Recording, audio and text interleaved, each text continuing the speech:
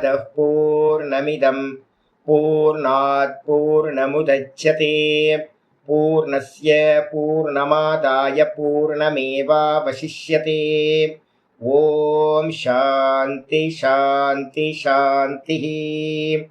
ओम गुरुर्ब्रह्मा गुरुर्विष्णुर्गुरुर्देवो महेश्वरः गुरु साक्षात् परं ब्रह्म तस्मै श्री गुरवे नमः।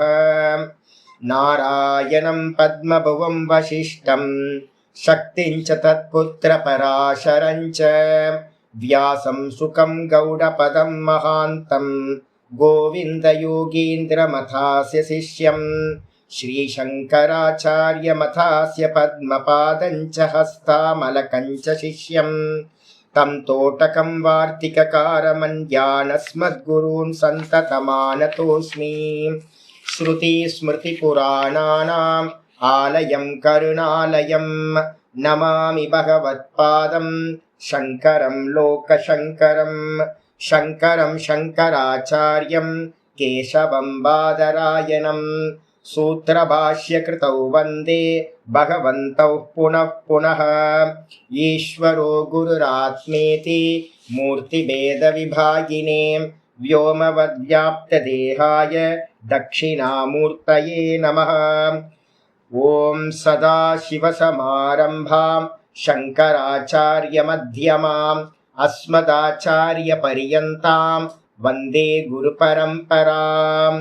ॐ यो ब्रह्माणं विदधाति पूर्वं यो वै वेदांश्च प्रहिणोति तस्मै तं हदेवमात्मबुद्धिप्रकाशं मुमुक्षुर्वै शरणमहं प्रपद्ये। ॐ शान्ति शान्ति शान्तिः। ॐ असतो मा सद्गमय तमसो मा ज्योतिर्गमय मृत्योर्मामृतं गमय। ॐ शान्ति शान्ति शान्तिः। ॐ यश्चन्दसां वृषभो विश्वरूपः छन्दोभ्योऽद्यमृतात् सम्बभूव समेन्द्रो मेधया स्पृणोतु अमृतस्य देवधारणो भूयासं शरीरं मे विचर्षणं जिह्वा मे मधुमत्तमां कर्णाभ्यां भूरि विश्रुवं ब्रह्मणः कोशोऽसि मेधया पिहितः श्रुतं मे गोपाय। ॐ शान्ति शान्ति शान्तिः। नारायण नारायण नारायण नारायण। यस्य निःश्वसितं वेदाः यो वेदेभ्योऽखिलं जगत् निर्ममे तमहं वन्दे विद्यातीर्थमहेश्वरम्। नारायण नारायण। நம்ம பார்த்துக்கிட்டு இருக்கிறது ஜீவன் முக்தி விவேகம். ஜீவன் முக்தி விவேகத்தில் கொஞ்சம் பேக்ரவுண்டை கிரியேட் பண்ணுறதுக்காக பகவத்கீதையில் சங்கராச்சாரியார் ஒவ்வொரு அத்தியாயத்துக்கு மேலே எழுதப்பட்ட ஸ்லோகங்களை நம்ம பாஷ்யத்தை பார்த்துக்கிட்டு இருக்கோம். சம்பந்த பாஷ்யம் இதில் 4வது டாக்குமெண்ட்டாக வந்து பார்த்தீங்கன்னா 5வது அத்தியாயத்துக்கான சம்பந்த பாஷ்யம் பார்த்துட்டு இருக்கோம். பகவத்கீதா சம்பந்த பாஷ்யம் 5வது அத்தியாயத்தோட விஷயம் பார்த்துக்கிட்டு இருக்கோம். இதில் நேற்று வந்து பார்த்தீங்கன்னா ஒரு கன்க்ளூஷனுக்கு வந்து பார்த்தீங்கன்னா நம்ம வந்திருக்கோம். என்ன கன்க்ளூஷன் அப்படின்னா, நேற்று பாட்டம் முடிகிற இடத்துல பார்த்தீங்கன்னா தெரியும். அத்திர உச்சியதே சம்யக்கு ஞான மித்யா ஞான தற்காரிய விரோதாத். சம்யக்கு ஞானம் அப்படின்னா என்ன அர்த்தம்? இருக்கிறத இருக்கிற மாதிரி பார்க்கறது. கைத்தா பார்த்தோம் அப்படின்னா அது சம்யக் ஞானம். கயிறை வந்து பார்த்தீங்கன்னா பாம்பா பார்த்தோம் அப்படின்னா அது விபரிய ஞானம், மித்யா ஞானம் அப்படின்னு பேர். பொய்யறிவு, உண்மையறிவு, பொய்யறிவு. இந்த ரெண்டுத்துலையுமே வந்து பார்த்தீங்கன்னா என்ன இருக்கு அப்படின்னா, அந்த ஞானத்தை உடையவங்கள்ட்ட வந்து பார்த்தீங்கன்னா விபரீத தரிசனம் வந்து நம்ம பார்க்கலாம், விபரீத காரியத்தை பார்க்கலாம். கைத்தை பார்க்குறவன் வந்து பார்த்தீங்கன்னா கேஷுவலாக அதுக்கு பக்கத்தில் போவான், எந்த பயமும் இல்லாமல் விஸ்ராந்தியாக இருப்பான். இதே அந்த கைத்துக்கு மேலே வந்து பார்த்தீங்கன்னா அந்த பாம்பை பார்க்குறவன் எப்படி இருப்பான் அப்படின்னா பதறி ஓடி அதை அடிக்கிறதுக்கான முயற்சியில் கூட வந்து பார்த்தீங்கன்னா உள்ளுக்குள்ளார பயம், மரண பயம் வந்துடும். எப்படா தப்பிக்கிறது இதுகிட்ட இருந்து அப்படின்னு. இதே மாதிரி வந்து பார்த்தீங்கன்னா இந்த தேகத்தை நான் அப்படின்னு பார்க்கறது வந்து மித்தியா ஞானம். இந்த தேகத்தை நான் அப்படின்னு பார்க்கும்போது ராத்திரியில இந்த தேகம் இல்லை, டீப் ஸ்லீப்ல வந்து பார்த்தீங்க அப்படின்னா இந்த தேகம் இல்லவே இல்லை. அதனால்தான் பிருகதாரண்ய உபனிஷத்து வந்து பார்த்தீங்கன்னா டைரக்டாவே வந்து பார்த்தீங்கன்னா ஒரு பட்சம் இருக்கு. டைரக்டாவே வந்து பார்த்தீங்க அப்படின்னா ஒவ்வொரு நாளுமே வந்து பார்த்தீங்கன்னா மந்திரமே ததா சம்பன்னோ ததா பவதி அப்படின்னு மந்திரம் சொல்லுது. என்ன அப்படின்னா அந்த தூக்கத்துல வந்து நம்ம டெய்லி வந்து பார்த்தீங்கன்னா டைரக்டா பிரம்மத்தையே அறியும். ஆனா என்ன ஒண்ணு, அங்க வந்து இக்னோரன்ஸ் ஒண்ணு இருக்கு, நமக்கு தெரியல. அப்ப வந்து பார்த்தீங்கன்னா அந்த இடத்துல தேகம் இருக்கா அப்படின்னா தேகம் இல்லை. அப்ப தேகம் இல்லை, ஆனா ஆனந்தம் இருந்துச்சா? ஆனந்தம் எல்லையற்ற ஆனந்தம் இருந்துச்சு. பயம் இருந்துச்சா? எந்த பயமுமே இல்லை. அப்போ பயமில்லாத ஒரு நிலை வந்து நமக்கு டெய்லி வந்து பாத்தீங்கன்னா டீப் ஸ்லீப்ல வந்து பகவான் காட்டிக்கிட்டே இருக்கார். அப்ப தேகம்ன்றது வந்து பாத்தீங்கன்னா நடுவுல வந்து போறதா தான் இருக்கு. ஒரு ஒரு இந்த ஜாகிரத அவஸ்தையில ஒரு தேகம் வருது, சொப்பன அவஸ்தையில ஒரு தேகம் வருது. இந்த ரெண்டுத்துலயுமே என்ன இருக்கு? ப்ராப்ளம் இருக்கு. எப்பவுமே இந்த பயப்படுத்திக்கிட்டே இருக்கிறதா இருக்கு. இந்த தேகத்துக்கு பேரே பிபேத்சியம் அப்படின்னு பேர். பயப்படுத்திக்கிட்டே இருக்கிறது, பயத்தை கொடுத்துக்கிட்டே இருக்கிறது.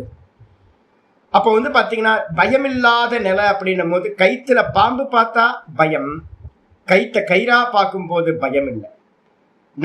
நானா இருக்கும்போது சுகம், நான் தேகம்னு பார்க்கும்போது வந்து பாத்தீங்கன்னா சுகம் இல்லை, பயம் வந்துடுது, சம்சார பயம் எல்லாம் வந்துடுது, என்ன ஆவேணும் அப்படின்னு. அப்போ வந்து பாத்தீங்கன்னா ஆச்சாரியர் என்ன பண்றாரு அப்படின்னா அது ரொம்ப கிளியரா சொல்றாரு. சம்யக்கு ஞானம் அப்படின்றது வந்து தன்னை தேகமில்லாமல் அறிதல் சம்யக்கு ஞானம். அவனுக்கு பேர் என்ன பேரு? ஆத்மவித் அப்படின்னு பேர், ஆத்மாவை அறிந்தவன். அதுக்கு அடுத்தது வந்து பாத்தீங்கன்னா மித்தியா ஞானம்னா இன்னும் வந்து பாத்தீங்கன்னா அந்த அறிவு உண்டாகாதவன். சப்த ஞானம் இருக்கு. சப்த ஞானம் இருக்கிறதுனால வந்து பாத்தீங்கன்னா பொய்யறிவுலாம் வந்து பாத்தீங்கன்னா நீங்கி போகணும்னு அவசியம் இல்லை. நான் வந்து பாத்தீங்கன்னா ஒரு பெரிய சுவாமியோட குருநாதரை வந்து பாத்தீங்கன்னா நான் பக்கத்துல இருந்திருக்கேன். ஒரு சுவாமியோட, பெரிய சுவாமி, இப்ப இல்ல அந்த சுவாமி, பெரிய சுவாமியோட ஒரு குருநாதர் பக்கத்துல நான் வந்து பாத்தீங்கன்னா ரிஷிகேஷ்ல இருந்து ஹரித்வாருக்கு போவோம். ஹரித்வார்ல வந்து அவர் இருந்தார், ரிஷிகேஷ்லயே இருந்தார். நான் அவருக்கு போய் என்ன பண்ணுவேன், காலையில வந்து பாத்தீங்கன்னா என்னோட வேலை வந்து பாத்தீங்கன்னா ரிஷிகேஷ்ல இருக்கும்போது அப்பப்போ காலை போய் நைஸ் பண்ணி அவர் காலையெல்லாம் மசாஜ் பண்ணி விட்டு அவர்கிட்ட அனுகிரகம் ஏதாவது கிடைக்குமான்னு வந்து பாத்தீங்கன்னா நமஸ்காரம் பண்ணிட்டு வர்றது. அதுக்கப்புறம் அவர் ஹரித்வார் போனதுக்கு பிறகு ஒரு அனத்தியன நாளில் வந்து பார்த்தீங்கன்னா எப்போவுமே போகிறது, போய் அவருக்கு ஏதாவது சேவையெல்லாம் பண்ணிட்டு வர்றது. என்னோட ஃப்ரெண்டு வந்து பார்த்தீங்கன்னா அங்கே அவர் கூட சேவையை பண்ணிட்டு இருந்தார். அந்த சுவாமி வந்து பார்த்தீங்கன்னா அந்த நான் சொல்கிற பெரிய சுவாமி, அவர்கிட்ட தான் வந்து பார்த்தீங்கன்னா பிரம்மசூத்திரம் படித்தார். என்னோட குருநாதரோட ராமானந்த் சுவாமியோட குருபாய் அவர். பழைய செட்டு, அவங்கெல்லாம் பழைய ஆட்கள். ரொம்ப வந்து பார்த்தீங்கன்னா ஞானத்துலலாம் வந்து பார்த்தீங்கன்னா பிரம்மசூத்திரத்தெல்லாம் வந்து ரொம்ப ஜஸ்ட் லைக் ஹேண்டில் பண்ணக்கூடிய ஆட்கள், எல்லாம் மெமரைஸ் பண்ணிய வித்யா. அப்போ வந்து பார்த்தீங்கன்னா அந்த சுவாமி என்ன பண்ணுவார் அப்படின்னு கேட்டிங்கன்னா, பெரிய சுவாமிக்கு குருநாதர். அப்போ அப்படி இருக்கிறவர் பிரம்மசூத்திரத்தை அவர் படித்து கொடுத்தவர். அவர் என்ன பண்ணுவார் அப்படின்னா, இந்த மீட்டர் இருக்குது பார்த்தீங்களா, இந்த நம்ம தமிழ்நாட்டிலலாம் வந்து பார்த்தீங்கன்னா ரொம்ப இந்த இருக்குல்ல, சின்ன ஏழையா இருக்கிறவங்களாம் என்ன பண்ணுவாங்க அப்படின்னு கேட்டிங்கன்னா, இந்த மீட்டர்ல வந்து பார்த்தீங்கன்னா கரண்ட்டோட மீட்டர்ல வந்து பார்த்தீங்கன்னா ஒரு சிகரெட் அட்டை பேக்கெட்டு இல்லை மேட்ச் பாக்ஸோட அட்டை இதெல்லாம் எடுத்து வந்து பார்த்தீங்கன்னா அந்த சக்கரம் சுற்றிட்டு இருக்குல்ல மீட்டர்ல, அதுக்கு கீழே வச்சுருவாங்க. வச்சுட்டாங்க அப்படின்னா மீட்ரு வந்து பார்த்தீங்கன்னா சுத்தாது. இது என்ன ஆகும் அப்படின்னா ஒரு 10 நாள் மீட்ரு ஓடும், 10 நாள் வந்து இது மாதிரி வச்சுக்குவாங்க. இல்லைன்னா மேக்னெட் ஏதாவது வைப்பாங்க. இது மாதிரி நிறைய டெக்னிக்ஸ்லாம் அந்த மீட்ரு ஓடாமல் இருக்கிறதுக்கெல்லாம் பண்ணுறது. இந்த சுவாமி என்ன பண்ணுவார் அப்படின்னு கேட்டிங்கன்னா இந்த காரியத்தை பண்ணுவார். அவர் இறந்து போகும்போது வந்து பார்த்தீங்க அப்படின்னா நான் கூட இருந்து அவரோட ஸ்நானம் பண்ணுறது இதெல்லாம் கிரியால நான் பண்ணேன். அப்போ வந்து பார்த்தீங்கன்னா அந்த சுவாமி இறந்து போனாருன்னு நாங்கள் என்ன பண்ணுறோம், ரிஷிகேஷ்க்கு தகவல் சொல்கிறோம். அங்கே சுவாமி வந்து பார்த்தீங்கன்னா மேனேஜர் சுவாமி சொல்கிறேன், யார்ட்டையும் சொல்லாதப்பா, யார்ட்டையும் சொல்லாதீங்க, நான் வந்துடுறேன், இன்னும் டக்குன்னு வந்து ஒரு 1/2 மணி நேரத்தில் வந்துடும், அதனால் யாருக்கும் நியூஸ் எல்லாம் எதுவும் போகக்கூடாது, அதனால் வந்து பார்த்தீங்கன்னா இதாக இருங்க, யார்ட்டையும் சொல்லாதீங்க அப்படின்னு. நான் வந்ததுக்கப்புறம் எல்லாம் பண்ணலாம் அப்படின்னு. அவர் வந்தோன்னே என்ன பண்ணோம், எல்லாத்தையும் காரியத்தெல்லாம் பண்ணோம். அவரை ஸ்நானம் பண்ணுறதுக்கு எல்லாத்தையும் எடுத்தோம், இது பண்ணோம். பெட்டெல்லாம் எடுக்கும் போது பார்த்தீங்கன்னா பெட்டுக்கு கீழே வந்து பார்த்தீங்கன்னா அவ்வளோ பணம். நாங்கள் தான் வந்து பார்த்தீங்க அப்படின்னா 2-3 பேக்கில் வந்து ட்ராவலிங் பேக்கில் வந்து பார்த்தீங்கன்னா அந்த பணத்தெல்லாம் எடுத்து எல்லாத்தையும் அடுக்கி வச்சோம். அடுக்கி வச்சு பார்த்தீங்கன்னா நிறைய தட்சணை வந்து பார்த்தீங்கன்னா அந்த பெரிய சுவாமியை பார்க்க வரவங்களாம் இவரை பார்த்துட்டு போவாங்க. நிறைய தட்சணை பெட்டு கடியில் வச்சு அவர் கீழே படுத்திருந்தாரு. எங்களுக்கு யாருக்கும் தெரியவே தெரியாது. நிறைய கம்பளி அது இதெல்லாம் போட்டு கீழே அவ்வளோ மணி வந்து பார்த்தீங்கன்னா இருந்துச்சு. குறைஞ்சபட்சம் எனக்கு தெரிஞ்சு வந்து பார்த்தீங்கன்னா ஒரு 8-10 லட்சம் ரூபாய்க்கிட்ட வந்து பார்த்தீங்க அப்படின்னா பெட்டுக்கு கீழே இருந்தது. அந்த சுவாமி பேங்க்ல போடல, ஏன்னா அவர் போக முடியாது, வர முடியாது. பேங்க்ல போடாம வந்து பார்த்தீங்கன்னா நிறைய சன்னியாசிகள் ரிஷிகேஷ் ஹரித்வார்ல லாஸ்டா நான் சொல்றது வந்து 20 வருஷத்துக்கு முன்னாடி கணக்கு வந்து பார்த்தீங்க அப்படின்னா அங்க இருக்கிற சன்னியாசிகள் போட்டு வச்ச பணம் மட்டும் 750 கோடி ரூபாய் யாரும் கேட்கறதுக்கு ஆள் இல்லாம சுவாமி இருக்கு அப்படின்னு. அப்ப நிறைய இடத்துல வந்து பாத்தீங்க அப்படின்னா இப்ப ஒரு பிரம்மசூத்திரம் படிச்சு கொடுத்துருக்காரு. பிரம்மசூத்திரம் படிச்சு கொடுக்குறவருக்கு வந்து பாத்தீங்கன்னா மீட்டரை வந்து பாத்தீங்கன்னா நிப்பாட்டுற காரியத்தையோ லோபம் தானே, அது மகா தப்பான காரியமாச்சு அது. அப்ப வந்து பாத்தீங்கன்னா ரொம்ப பாவம். ஒரு குடியானவன் வந்து பாத்தீங்க அப்படின்னா பணம் இல்லாம அவனுக்கு கரண்ட் பில் கட்ட முடியாதவன் பண்ற அந்த காரியத்தை இவர் பண்ணுவாரா? பண்ண மாட்டாரு. ஆனா இதை பண்ணார். அதுக்கப்புறம் பணத்தை எடுத்து பேங்க் கீழே வைப்பாங்களா? அப்ப வந்து லோபம் இருக்கு அப்படின்னா அந்த இடத்துல ஞானம் இருக்கா அப்படின்னு கேட்டீங்கன்னா ஞானம் இல்லவே இல்லை. நம்ம ஆட்களை ஒப்பிட்டு தான் பார்க்கணும். அப்ப வந்து பாத்தீங்கன்னா பிரம்மசூத்திரம் படிச்சு கொடுத்தா மட்டும் வந்து பாத்தீங்கன்னா அவர் ஞானி அப்படின்னு எடுத்துக்க முடியாது. சப்த ஞானம் படிச்சவங்க இந்தியால வந்து பாத்தீங்கன்னா நிறைய யூனிவர்சிட்டிஸ் வந்து பாத்தீங்கன்னா இருக்கு. நல்லா வந்து பாத்தீங்கன்னா பிஹெச்டி வரைக்கும் பண்ணலாம். அத்வைதத்துல பிஹெச்டி பண்ணலாம். ஏதாவது ஒரு டாபிக் எடுத்துக்கிட்டு எம்ஏ பிலாசபி பண்ணலாம். அவ்வளோ யூனிவர்சிட்டிஸ் வந்து பார்த்தீங்கன்னா இருக்குது, உங்களுக்கு ப்ரொவைட் பண்ணுறதுக்கு எல்லாம் இருக்குது. ஏகப்பட்ட பண்டிதர்கள் வந்து காஷிக்கு போனீங்கன்னா ஏகப்பட்ட பண்டிதர்கள் இருப்பாங்க, எல்லாம் படிச்சிருப்பாங்க. நல்லா வந்து பார்த்தீங்கன்னா எனக்கு சொல்லிக் கொடுத்த டீச்சர்ஸ்லாம் இருக்காங்க, 2-3 பேர்லாம் பான் டீச்சர்ஸ் அது மாதிரி. ஆனால் வந்து பார்த்தீங்க அப்படின்னா எல்லா லோபத்தனங்களும் இருக்கும். அப்போ வந்து பார்த்தீங்க அப்படின்னா என்ன அப்படின்னா சப்த ஞானம் எப்பவுமே ஆத்மாவை அறிந்ததாக ஆகாது. சப்த ஞானத்தை வச்சுக்கிட்டு அடுத்த ஸ்டெப்பு நம்ம என்ன பண்ணணும், போகணும். அப்ப வந்து பாத்தீங்கன்னா ஆத்மவித் அப்படின்றவனுக்கு லட்சணமே என்ன அப்படின்னா ஆச்சாரியார் நேத்து கிளாஸ்லயும் நான் சொல்லிட்டேன். என்னன்னு கேட்டீங்கன்னா இந்த மித்யா ஞானம் நீங்க பெற்றவன் தான் வந்து பாத்தீங்க அப்படின்னா ஆத்ம ஞானம். மித்யா ஞானத்தோட காரியம் என்னது? நான் தேகம்னு நினைச்சேன்னா காரியம் என்னது? அல்பத்தனங்கள், வேற எதுவுமே இல்லை. அல்பத்தனங்கள் எல்லாம் வந்துடும் உங்களுக்கு. அதே நேரத்துல வந்து பாத்தீங்க அப்படின்னா யாரு சமயக்கு தரிசனம் ஒருத்தர் பண்ணிட்டாரோ அவர்கிட்ட இருக்கிற அல்பத்தனங்கள் எல்லாமே போயிடும். இந்த 2 தான் வித்தியாசம். ஒன்னு அல்பம், ஒன்னு பிருகத். இந்த 2 அன்லிமிட். ஒன்னு வந்து பாத்தீங்கன்னா லிமிட். லிமிட் கான்சியஸ்னஸும் அன்லிமிட் கான்சியஸ்னஸும் வந்து பாத்தீங்கன்னா 2மே வந்து பாத்தீங்கன்னா டிஃபரன்ஸ் உங்களுக்கு. அப்ப மித்யா ஞானம் இருக்கிற காரியமும் சமயக்கு ஞானம் இருக்கிற காரியமும் 2 காரியமும் விரோதம், ஒன்றுக்கொண்டு வந்து பாத்தீங்கன்னா சரியா வரவே வராது. படிச்சவங்க 1000 பேர் இருக்கலாம், ஆனா அனுபூதிமான்கள் வந்து பாத்தீங்க அப்படின்னா யாரோ ஒருத்தர் சிலர் தான் வந்து பாத்தீங்கன்னா இருப்பாங்க. இப்ப ஆச்சாரியார் சொல்றாரு, அந்த ஒரு வாட்டி ஒருத்தருக்கு அந்த கிளிம்ஸ் வந்தாலும் அவங்களுக்கு பேரு ஆத்மவித்துன்னு பேரு. அவங்களுக்கு என்ன சொல்றோம்? ஞான யோகேன சாங்கியானாம் இது அனேன சாங்கியானாம் ஆத்ம தத்துவவிதாம். இந்த விதமா சாங்கியர்கள்னா என்ன அர்த்தம் அப்படின்னு கேட்டீங்கன்னா நான் திரஷ்டா, இது எல்லாம் திருஷ்யம் அப்படின்னு எல்லாத்தையும் திருஷ்யமா பார்க்கிற ஒரு சாமர்த்தியம். இப்ப நம்ம எங்க இருக்கோம்? நம்ம வந்து பாத்தீங்கன்னா பிரிக்காம சிங்காயி இருக்கும். தேகமும் நானும் மனசும் புத்தியும் நானும் சிங்காயி வேற வேறன்னு தெரியாம இருக்கும். அதாவது நமக்கு அனாத்ம வித்துன்னு பேரு. சாங்கியர்கள் இல்ல, யாரு சதா வந்து பாத்தீங்கன்னா இந்த தேகம் வேற நான் வேறன்னு பாக்குறாங்களோ அவங்களுக்கு பேரு சாங்கியர்கள் அப்படின்னு பேரு. அவங்களுக்கு என்ன நிஷ்டா அப்படின்னு கேட்டீங்கன்னா ஞான யோகத்தினால் அவர்களுக்கு நிஷ்டையானது 3:3 வந்து பாத்தீங்கன்னா சொல்லப்பட்டது. அனாத்மவித்து கருத்திருக்க கர்மயோக நிஷ்டாத்தோ. ஆனா ஆத்மாவை அறியாதவங்களுக்கு என்ன நிஷ்டை சொல்லியிருக்கு அப்படின்னு கேட்டீங்கன்னா அவங்களுக்காக கர்மயோக நிஷ்டாத்தோ. கர்மயோகத்தை ஃபுல்லா கொண்டு வரணும், 24 மணி நேரம் அதை கொண்டு வரணும். அந்த நிஷ்டையிலிருந்து இந்த சாங்கியர்களோட நிஷ்டை இருக்குல்ல, ஞான நிஷ்டை, இது எப்படிப்பட்டது அப்படின்னா ஆப்போசிட் ஆனது. அதுல இருந்து டோட்டலா வேறையானது. எப்படி? நிஷ்கிரிய ஆத்மஸ்வரூப அவஸ்தான லட்சணையா. அப்ப ஒரு வாட்டி ஒருத்தன் வந்து ஆத்மாவை வந்து பாத்தீங்கன்னா கிளிம்ஸ் கிடைச்சாலும் அவன் அதுக்கப்புறம் என்ன பண்ணுவான் அப்படின்னா பொய்யான வந்து பாத்தீங்கன்னா இந்த கர்மயோகம் இதெல்லாம் ஈடுபட மாட்டான். இதெல்லாம் அவித்யாவை காரணமா மூலவேரா கொண்டது. அப்ப இவன் என்ன பண்ணுவான் அப்படின்னு கேட்டீங்கன்னா பேசாம வந்து பாத்தீங்கன்னா நிஷ்டையா இது பண்றதுக்கு அகம்னு நிஷ்கிரியமாம் அப்படின்னு பேரு. ஆத்மாக்கு பேரு நிஷ்கிரிய. அந்த நிஷ்கிரிய ஆத்மஸ்வரூபத்துல தான் தான் தான் தான் தான் நிக்கிறதுக்கு பேரு ஆத்மஸ்வரூப அவஸ்தான லட்சணம் அப்படின்னு பேரு. அந்த தான் தான்ல நிக்கிறதுக்கு வந்து பாத்தீங்கன்னா என்ன உண்டோ அந்த கர்ம யோகத்திலிருந்து, அந்த ஞான யோகத்திலிருந்து வந்து பாத்தீங்கன்னா நிஷ்டையில பண்றதுல இருந்து இந்த கர்ம யோகம் வந்து பாத்தீங்கன்னா வேறையா பிருத்தக்கரணாத், அந்த மூணுல வந்து பாத்தீங்கன்னா தனிச்சு வேற வேறன்னு சொல்லியிருக்காரு. அப்ப நம்ம எல்லாம் எங்க இருக்கோம் அப்படின்னு கேட்டீங்கன்னா இன்னும் அனுபூதி பண்ணல, அந்த கிளிம்ஸ் நமக்கு வரல. அப்ப என்ன இருக்கு அப்படின்னா ஏதோ தடை இருக்கு. அதுக்கு சாஸ்திரம் என்ன பண்ணுது அப்படின்னு கேட்டீங்கன்னா அந்த தடை நீங்கணும்னா என்ன பண்ணு, கர்ம யோகத்தை பண்ணிக்கிட்டே. யஜ்ஞேன தானேன தபசா அநாசகேன பிராமணா விவிதிஷந்தி, பிருகதாரண்ய உபனிஷத் மந்திரம் சொல்றது.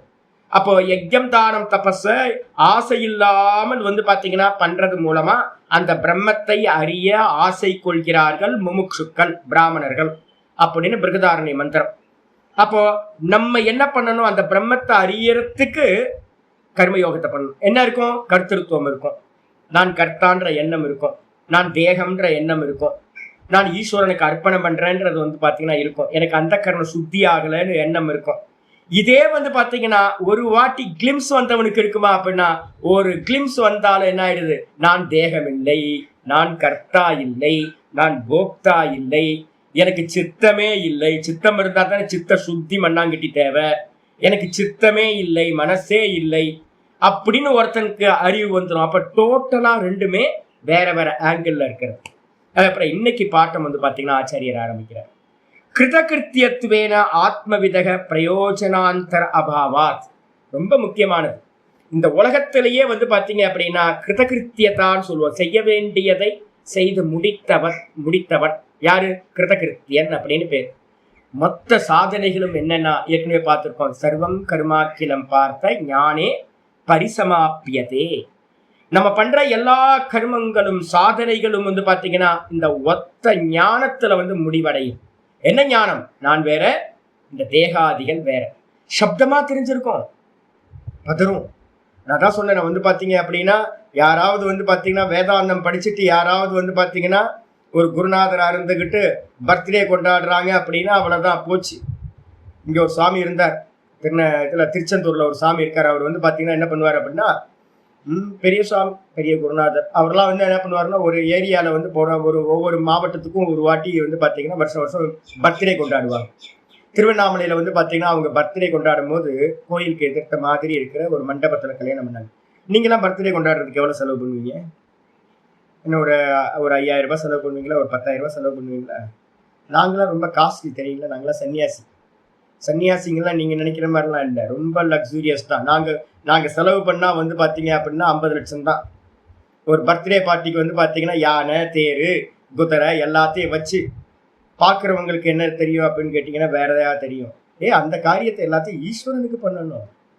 இந்த உலகத்துல வந்து யாருக்காவது பூஜை பண்ணணும்னு அப்படின்னா ஒரே ஒரு ஆள் யார் இருக்காரு அப்படின்னா அந்த ஈஸ்வரன் தான். இல்லைன்னா ஹிரண்யகசிபு மாதிரி ஆயிடுமே. ஹிரண்யகசிபுக்கு தான் வந்து பாத்தீங்கன்னா எல்லா பகவானை விட்டுட்டு தனக்கே எல்லாத்தையும் பண்ணிக்கிட்டவன் ஹிரண்யகசிபு. ஆனா இப்ப இருக்கவங்களும் அப்படிதான் இருக்காங்க. அப்போ யாராவது பர்த்டே கொண்டாடுறாங்கன்னா என்ன அர்த்தம், நான் தேகம் அப்படின்னு அவங்க நினைக்கிறதுனால தான் பர்த்டே கொண்டாடுறாங்க.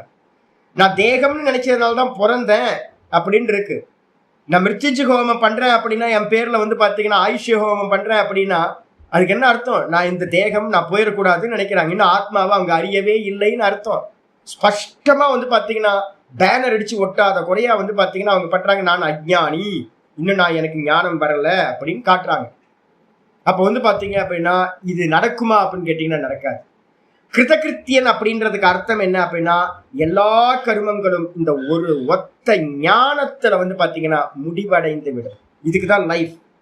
நான் இந்த தேகம் இல்லை, இதுதான் லைஃப். இந்த மொத்த கோலும் வந்து பாத்தீங்கன்னா பிறவி பயன் என்ன அப்படின்னு கேட்டீங்கன்னா இந்த தேகம் நான் இல்லைன்னு சப்தமா இல்லை. கர்மயோகத்தை பண்ண பண்ண பண்ண மலம் நாசமாகும். மல நாசம் ஆகும்போது ஒரு கிளிம்ஸ் வந்துச்சு அப்படின்னா போச்சு, அவ்வளவுதான், உங்களோட சம்சாரம் முடிவுக்கு வந்துருச்சுன்னு அர்த்தம். அப்ப வந்து அதுக்கு பேர் கிருதகிருத்திய தன்மை அப்படின்னு பேரு. கிருதகிருத்தியத்வேன ஆத்மவிதா, ஆத்மாவை அறிந்தவனுக்கு, கிருதகிருத்தியனா இருக்கிற ஆத்மாவை அறிந்தவனுக்கு இந்த உலகத்துல வேற ஏதாவது பிரயோஜனம் இருக்கா சுவாமி அப்படின்னா பிரயோஜனாந்தர அபாவாத், அவனுக்கு இனி செய்ய வேண்டியது இந்த உலகத்துல ஒண்ணும் இல்லை, எந்த பிரயோஜனமும் இல்லை. இந்த தேகத்தை வச்சுக்கலாமா? எதுக்கு? தேகமே நான் இல்லை அப்படின்னும் போது இந்த தேகத்தை வச்சிருந்தா என்ன, இருந்தா என்ன, இல்லாட்டி என்ன? ரமண பகவான் சொல்ற மாதிரி இந்த நான் இருக்கிறதுக்கு இந்த தேகமே அதிகம் போய் அப்படின்ற. இந்த தேகம் எனக்கு எக்ஸ்ட்ரா லக்கேஜ். இது இந்த எக்ஸ்ட்ரா லக்கேஜை வந்து ஓவர்லோடு, இது எனக்கு மேல நான் ஏற்றி வச்சிருக்கேன். இது இருந்தா என்ன, இல்லாட்டி போனா என்ன, இது நான் இல்லை அப்படின்னு ஒருத்தனுக்கு தெரிஞ்சிருச்சு அப்படின்னா, இந்த உலகம் பொய், இந்த தேகம் பொய்ன்னு ஒருத்தனுக்கு தெரிஞ்சு போச்சு அப்படின்னா அவனுக்கு எந்த ஒரு பிரயோஜனமும் இல்லை. ஆத்மாவை அறிதலோட எல்லா பிரயோஜனங்களும் புருஷார்த்தங்களும் முடிவை அடைகின்றன. அதுக்கு அவனுக்கு வந்து பாத்தீங்கன்னா மந்திரமும் சொல்லுது, 3:17 சொல்லுது, தஸ்ய காரியம் ந வித்யதே. இதான் அடையாளம். யாரையாவது நீங்க வந்து பாத்தீங்க அப்படின்னா ஒரு முழுமை பெற்ற மனிதன் அப்படின்னு யாருக்காவது சொல்லணும் அப்படின்னா, எவனுக்கு இந்த உலகத்திலையும் பண்ண வேண்டியது, தனக்கும் இந்த உலகத்துக்கும் பண்ண வேண்டிய காரியம் ஒன்றுமில்லை. பூர்ணமதः பூர்ணமிதம் பூர்ணாத் பூர்ணமுதச்யதே பூர்ணஸ்ய பூர்ணமாதாய பூர்ணமேவ அவசிஷ்யதே. இந்த ஜெகத்தை நம்ம காலையில வந்து பாத்தீங்கன்னா எப்படி இருந்தோம்? டீப் ஸ்லீப்ல பூர்ணமா இருந்தோமா, அபூர்ணமா இருந்தோமா? காலையில பூர்ணமா தானே, தூக்கத்துல நல்லா பூர்ணம் இருந்தோமா? எங்க? ஏன்? அங்க டைம் இல்லை, ஸ்பேஸ் இல்லை, மேட்டர் இல்லை, எதுவுமே இல்லை டீப் ஸ்லீப்ல. அப்ப மூணும் இல்லாதது என்னது? அன்லிமிட். அந்த இடத்துல லிமிட் பண்ணக்கூடிய டைம் இல்லை, ஸ்பேஸ் லிமிட் பண்றது இல்லை, மேட்டரும் லிமிட் பண்றது இல்லை.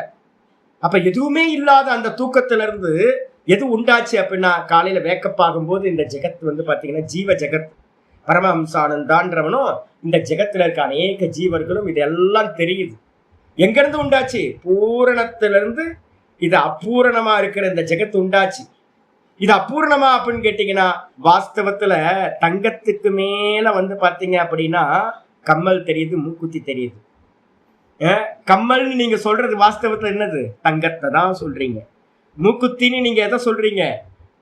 தங்கத்தை தான் சொல்றீங்க. ஆனா நம்ம பாக்குறது தங்கத்தை விட்டுட்டு நம்ம எதை பாக்குறோம்? மூக்குத்தி கம்மல்னு பாக்குறோம். அதே மாதிரி இந்த தூக்கத்துல இருக்கிற நான் தான் இப்பவும் நான் இருக்கேன். இந்த நானுக்கு மேல தங்கத்துக்கு மேல கம்மல் மூக்குத்தி மாதிரி இந்த ஜீவ ஜெகத்து வந்து பாத்தீங்கன்னா இந்த நானுக்கு மேல தெரியுது. நான் பார்க்கிறது எல்லாம் நானை தான் பார்த்துக்கிட்டு இருக்கேன்.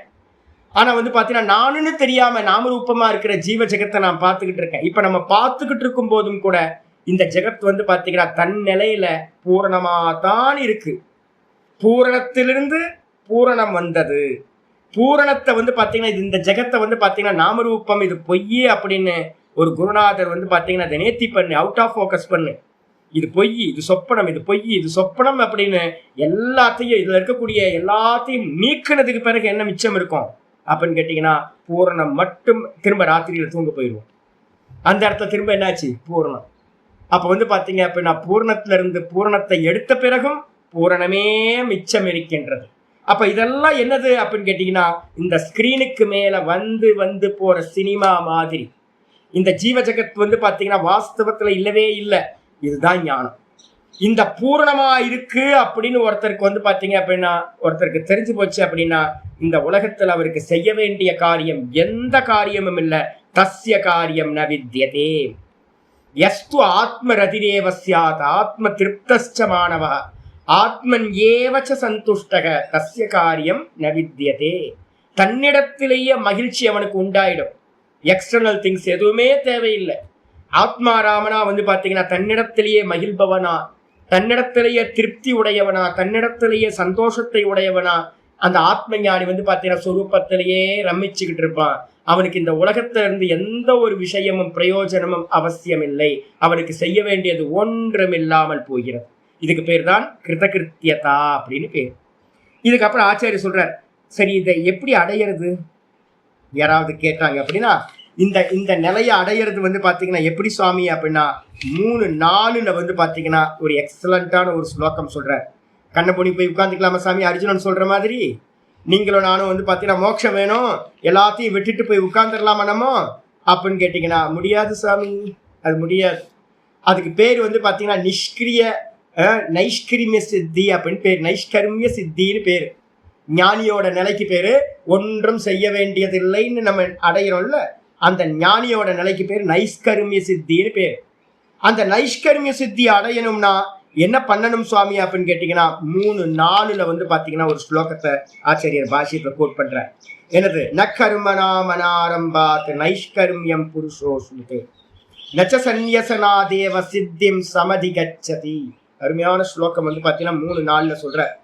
யாராவது வந்து பாத்தீங்கன்னா நம்ம நிம்மதியாயிரலாம், போய் செட்டில் ஆயிரலாம் அப்படின்னு போய் மரத்தடியில போய் உட்கார்ந்துடலாம் அப்படின்னு போய் உட்கார்ந்தாங்க அப்படின்னா, எங்கேயாவது குகையில போய் உட்கார்ந்தாங்க அப்படின்னா அடையவே முடியாது. எனக்கு நல்லா ஞாபகம் இருக்கு. 25 வருஷத்துக்கு முன்னாடி 1999 முதல் முறையா நான் பத்ரிநாத்துக்கு போறேன். டாட்வாலா பாபான்னு ஒரு பாபா இருந்தார். நல்ல பெரிய ஜெய்ஜாண்டிக்கான உருவம். கிளேசியர் தான் இருக்கு. அப்போ இன்னும் ஓப்பன் பண்ணல, பத்ரிநாத் இன்னும் ஓப்பன் பண்ணல. நாங்கள் முன்னாடியே வந்து போயிட்டோம். ஒரே கிளேசியர். நான் வந்து அவர்கிட்ட போய் எனக்கு ஒரு குட்டியா வேணும், நான் வந்து பார்த்தீங்கன்னா அபியாசம் பண்ண போறேன், உட்காந்து தியானம் பண்ண போறேன் அப்படின்னு சொன்ன மாத்திரத்துல அந்த டாட்வாலா பாபா என்கிட்ட சொன்னார். ஆமா, தியானமாவது மண்ணாங்கட்டியாச்சு. எல்லாம் அப்படிதான் சொல்லிட்டு வரீங்க. யாரும் உட்கார்ந்து நான் பார்க்கவே இல்லை. என்ன பண்றீங்க? ரூம் வாங்கிட்டு வந்து பாத்தீங்க அப்படின்னா காலையில இருந்து ரூம்ல எதுக்கு சின்ன சின்ன குட்டியா கொடுப்பாங்க. ரூம்ஸ் சின்ன சின்ன அட்டு மாதிரி தான் இருக்கும். எதுக்கு அப்படின்னு கேட்டீங்கன்னா தியானத்தை பண்றதுக்காக தான் சன்னியாசிக்கு அது வேணும். நீங்க என்ன பண்றீங்க? காலையில நைட்டு படுக்கிறீங்க, காலையில எந்திரிச்சு வந்து பாத்தீங்கன்னா இங்க அங்க இங்க அங்கன்னு அலைஞ்சுக்கிட்டே இருக்கீங்க. யாரும் உட்கார்ந்து தியானம் பண்றதை நான் பார்க்கவே இல்லை. வரும்போது எல்லாரும் தான் சொல்றாங்க நான் தியானம் பண்ண போறேன், பத்ரிநாத்ல போய் தபஸ் பண்ண. பக்தர்களுக்கெல்லாம் மெசேஜ் எல்லாம் அனுப்பிடுறது, நான் பத்ரிநாத்ல இருந்து தபஸ் பண்றேன், உங்களோட தபஸ் எல்லாம் தெரியாதா என்ன? அப்படியே அவர் சொன்னார் டாட்வாலா பாபா. அந்த கோணிப்பையை கட்டிக்கிட்டு வெறும் உடம்போட கீழே மட்டும் ஒரு கோணிப்பையை கட்டிக்கிட்டு ஒரு சின்ன குட்டியா ஒரு 7-8 குட்டியா வச்சிருந்தார். அவர் குடியில் வச்சிருந்தார். அவர் இந்த வார்த்தையை என்கிட்ட சொன்னார். அதுக்கப்புறம் நான் சொன்னேன், இல்லை ஜி நான் வந்து பண்றதா வரேன். சரி சரி வேற யாரும் இல்லை இரு அப்படின்ட்டு வந்து பார்த்தீங்கன்னா அதுக்கப்புறம் ரொம்ப பிரியமாயிட்டார் என்கிட்ட. ஆனா அவர் சொன்ன வார்த்தை வந்து பார்த்தீங்க அப்படின்னா இன்னும் இருக்கு. நிறைய இடத்துல நாங்க நார்த் இந்தியா போகும்போதெல்லாம் ஃபேஸ் பண்றோம். எல்லாரும் என்ன பண்றாங்க அப்படின்னு கேட்டீங்கன்னா எல்லாத்தையும் விட்டுட்டு போய் உட்கார்ந்தா தியானம் சித்திச்சிரும்னு நினைக்கிறாங்க. நம்ம நைஷ்கர்மிய சித்தி அடைஞ்சிடலாம்னு நினைக்கிறாங்க. அதெல்லாம் முடியாது சுவாமி, அது முடியவே முடியாது. கங்கோத்திரியில குகையில போய் உட்கார்ந்தீங்கனாலும் கூட உங்களால சும்மா உட்கார முடியாது. அப்ப என்ன அப்படின்னு கேட்டீங்கன்னா அதுதான் இங்க வந்து பாத்தீங்கன்னா 3:4 வந்து பாத்தீங்கன்னா ஆச்சாரியார் சொல்லும் போது சொல்றார், ந கர்மணாம் அனாரம்பாத். ஒரு கர்மத்தை ஆரம்பிக்காமல். கர்மத்தை ஆரம்பிக்கலாம் என்ன? கர்மம் கர்மயோகம் ஸ்டெப்ஸ் போகணும். கர்மயோகத்தினால உங்க சித்தம் சமநிலையை அடையாம எனக்கு ஒண்ணு வேணாம் அப்படின்ற மனநிலையை வந்து பாத்தீங்கன்னா என்ன இருக்கோ அது போதும், பகவான் என்ன கொடுக்குறாரோ அது போதும் அப்படின்னு மனசோட இம்பல்ஸ் எல்லாம் இந்த கர்மயோகத்துல சமமானதுக்கு பிறகு அப்பதான் வந்து பாத்தீங்கன்னா நீங்க எங்கேயாவது போய் உட்கார முடியும். அப்ப நீங்க என்ன பண்ணணும்? கர்மத்தை ஆரம்பிக்கணும். கர்மத்தை கர்மயோகமா ஆரம்பிக்காமல் நைஷ்கர்மியம் புருஷோ ந அஷ்ணுதே. ஒரு மனிதன் நைஷ்கர்மிய சித்தியை அடைய முடியாது. கர்மத்தை இல்லாம பண்ணணும்னா சாதனம் கர்மம் தான். ஆனா ஒரே ஒரு விஷயம் ராமகிருஷ்ண பரமஹம்சர் சொல்லும் போது சொல்ற என்ன அப்படின்னு கேட்டீங்கன்னா நார்த் இந்தியாவில் சொல்லும் போது கஃபம் கட்டும் தயிர். அப்ப அந்த தயிரோட என்ன பண்ணணும்? இனிப்பை சேர்த்துட்டீங்கன்னா அது வந்து பாத்தீங்கன்னா பித்தத்தை நாசம் பண்றதா ஆயிடுது. அதே மாதிரி கர்மம் பந்தப்படுத்தும். ஆனா கர்மத்தோட வந்து ஈஸ்வரார்ப்பண புத்தியை சேர்த்துட்டோம் அப்படின்னா அது வந்து பாத்தீங்கன்னா உங்களுக்கு மேன்மையை கொடுத்துரும். அதனால வந்து பாத்தீங்கன்னா கர்மத்தை ஆரம்பிக்காமல் ஒருத்தர் நைஷ்கர்மிய சித்தியை அடையவே முடியாது. நச்ச சந்நியசனாதேவ. ஒருத்தன் சந்நியாசம் பண்ணிட்டு போறதுனாலயே வந்து பாத்தீங்க அப்படின்னா சித்தியை அடையவே முடியாது. சித்திம் ந சமதிகச்சதி. சித்தியை அடையவே முடியாது. அப்ப நல்லா எடுத்துங்க, ஒருத்தன் சந்நியாசம் பண்ணிட்டேன் அப்படின்னா அடைஞ்ச மாதிரிலாம் இல்லை, அவன் அடைய முடியாது. கர்மத்தை ஆரம்பிச்சனும், கர்மத்தை கர்மயோகமா பண்ணி சித்த சமநிலையை அடையணும், சமநிலை அடைஞ்சு ஞானத்தை அடையணும். ஞானத்தோடு கூடிய சந்நியாசத்தினால்தான் மோட்சம் சித்தி நிஷ்டை அடைய முடியும். அப்ப ஞானம் இல்லாத சந்நியாசம் வந்து பாத்தீங்கன்னா உதவாது. அப்ப நல்லா புரிஞ்சுக்கணும், வெறுமனே சந்நியாசம் வந்து பாத்தீங்கன்னா உதவாது. அப்ப ஞானம்தான் சந்நியாசம் முக்கியமானது. இதுக்கப்புறம் சொல்றார் ஆச்சாரியார், சந்நியாசஸ்து மகாபாகோ துக்கமாப்து மயோகதா. ரொம்ப அருமையான ஸ்லோகம் வந்து பாத்தீங்க அப்படின்னா அடுத்த கொட்டேஷன் வந்து பாத்தீங்கன்னா ஆச்சாரியார் சொல்றார் 3-4 அப்புறம் வந்து பாத்தீங்கன்னா 5-6 வந்து ஒரு கொட்டேஷன் இருக்கு. 5-6 5வது அத்தியாயம் 6வது ஸ்லோகம் வந்து பாத்தீங்கன்னா சொல்லுது, சந்நியாசஸ்து மகாபாகோ துக்கமாப்தும் அயோகதா. அருமையான ஸ்லோகம். யோகயுக்தோ முனிர் பிரம்ம நச்சிரேனாதிகச்சதி. யோகமில்லாத சந்நியாசம், சந்நியாசஸ்து மகாபாகோ துக்கமாப்தும் அயோகதக. முக்கியமானது, யோகம் இல்லாதவனுக்கு சந்நியாசமானது மிகப்பெரிய துக்கத்தை கொடுக்கும். ரொம்ப துக்கத்தை கொடுக்கும். நிறைய பேரை பார்க்கிறோம், மனசு சுருங்கி போயிடுது, வெறுப்பாயிடுறாங்க. அப்படியே பாத்தீங்க அப்படின்னா வெறி கொண்ட நாய் மாதிரி தான் இருப்பாங்க. அப்படியே ட்ரை ஆயிப்பாங்க, மனசு மலரவே மலராது. அப்ப என்ன காரணம் அப்படின்னு கேட்டீங்கன்னா, அவங்க யோகம் இல்லை, கர்ம யோகம் இல்லாம எதையோ அடையறதுக்காக பாத்தீங்கன்னா ஏதோ ஒரு ஜென்மாந்தர கிருத்தம் புண்ணியம் சன்னியாசம் எடுத்தாச்சு. சன்னியாசம் எடுத்ததுக்கு பிறகு நாய் வேஷம் போட்டா கொலைக்கணும்ல, அது மாதிரியாவது கொலைக்க கத்திருக்கலாம், அதையும் விட்டுட்டாங்க. முடியாது, மனசு பக்குவப்படலை. அதனால யோகம் இல்லாதவனுக்கு சந்நியாசம் மிகப்பெரிய துக்கத்தை கொடுக்கும். அதே நேரத்துல யாரு யோகத்தோடு சேர்ந்து கர்மயோகம் போய் கர்மயோகத்தினால சமநிலை அடைஞ்சு இந்த உலகத்துல எனக்கு ஒன்னும் வேண்டாம் அப்படின்ற மனநிலைக்கு எவன் பாத்தீங்கன்னா சந்நியாசம் எடுக்கிறானோ, யோகயுக்தோ சந்நியாசி. எந்த யோகத்தோடு கூடின ஒரு சந்நியாசி இருக்கானோ அந்த யார் அவன் பேர் முனிகின்னு பேர். அந்த முனிர் பிரம்ம நச்சிரேனாதிகச்சதி. அந்த முனிவன் அந்த பிரம்மத்தை மிகவும் சீக்கிரமா அடைந்து விடுகின்றான். ரொம்ப டிலேல ஆகாது சுவாமி. அதே நேரத்துல வேஷதாரி சன்னியாசி, யோகம் இல்லாம ஒருத்தன் சன்னியாசி எடுத்துக்கிட்டான், போச்சு போச்சு, அந்த ஜென்மம் போச்சு. வெறும் அகங்காரம் அதிகமாயிடும். சன்னியாசிகள்கிட்ட இருக்கிற அகங்காரம் உங்கள்கிட்ட எல்லாம் இருக்கிற அகங்காரத்தை காட்டிலும் பல மடங்கு அதிகம். சன்னியாசிகள் நீங்க நினைக்கிற சன்னியாசிகள்லாம் பாத்தீங்கன்னா நீங்க நினைக்கிற மாதிரிலாம் இல்லை. எதை நீங்க அடக்கணும்னு நினைக்கிறீங்களோ அந்த ஸ்டெப்ஸ் போகணும்னா அது ரொம்ப பிரம்மாண்டமா நிற்கும். சந்நியாசம்ன்றது மிகப்பெரிய ஒரு அகங்காரத்தை கொடுத்துரும்.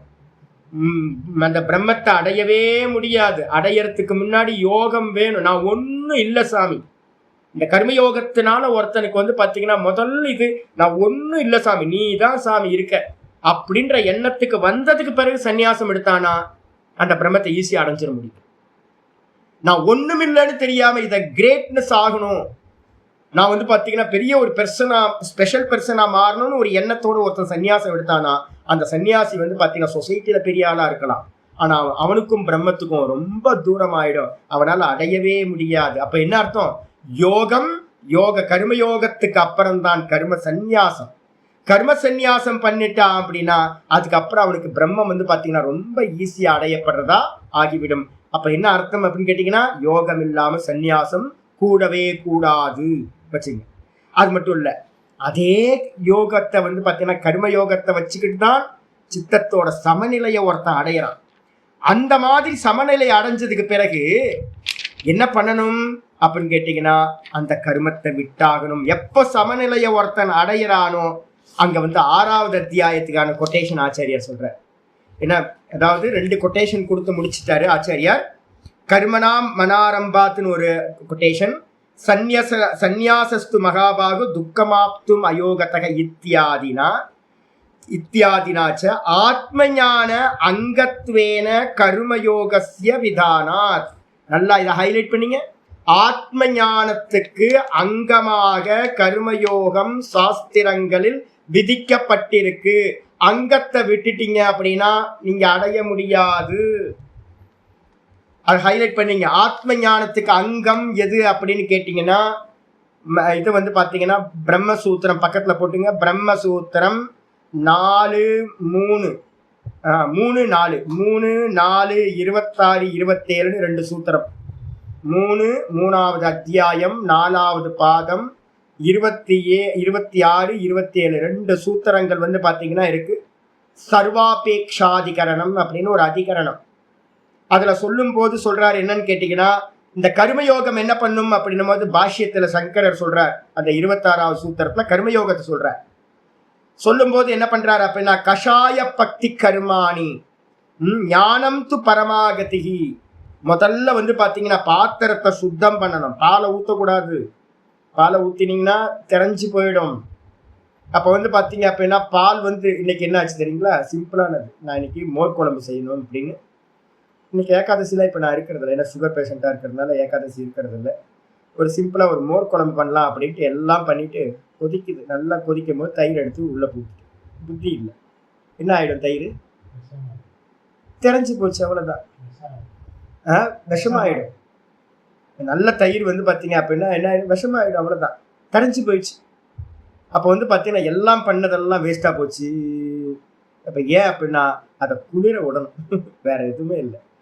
குக் பண்ணிட்டு அதை ஓரமாக வச்சு ஆறுனதுக்கு பிறகு தயிர் எடுத்து நான் மோர் ஆக்கி ஊற்றிருந்தேன் அப்படின்னா அது கெட்டு போயிருக்காது. அப்போ வந்து நான் என்ன பண்ணணும் அப்படின்னு கேட்டிங்கன்னா டெக்னிக்ஸ் இருக்குது பார்த்தீங்களா, எதோட எதை எப்போ ஆட் பண்ணணும் அப்படின்னு. நீங்கள் முக்கியமானது இந்த கர்மயோகம் எதுக்கு அப்படின்னு கேட்டிங்கன்னா, கர்மயோகம் வந்து பார்த்தீங்க அப்படின்னா கஷாய பக்தி கர்மாணி. இந்த கர்மத்தை கர்ம யோகமா பண்ணும்போது ஒரு பெரிய டிஃப்ரென்ஸ் ஆயிடுது.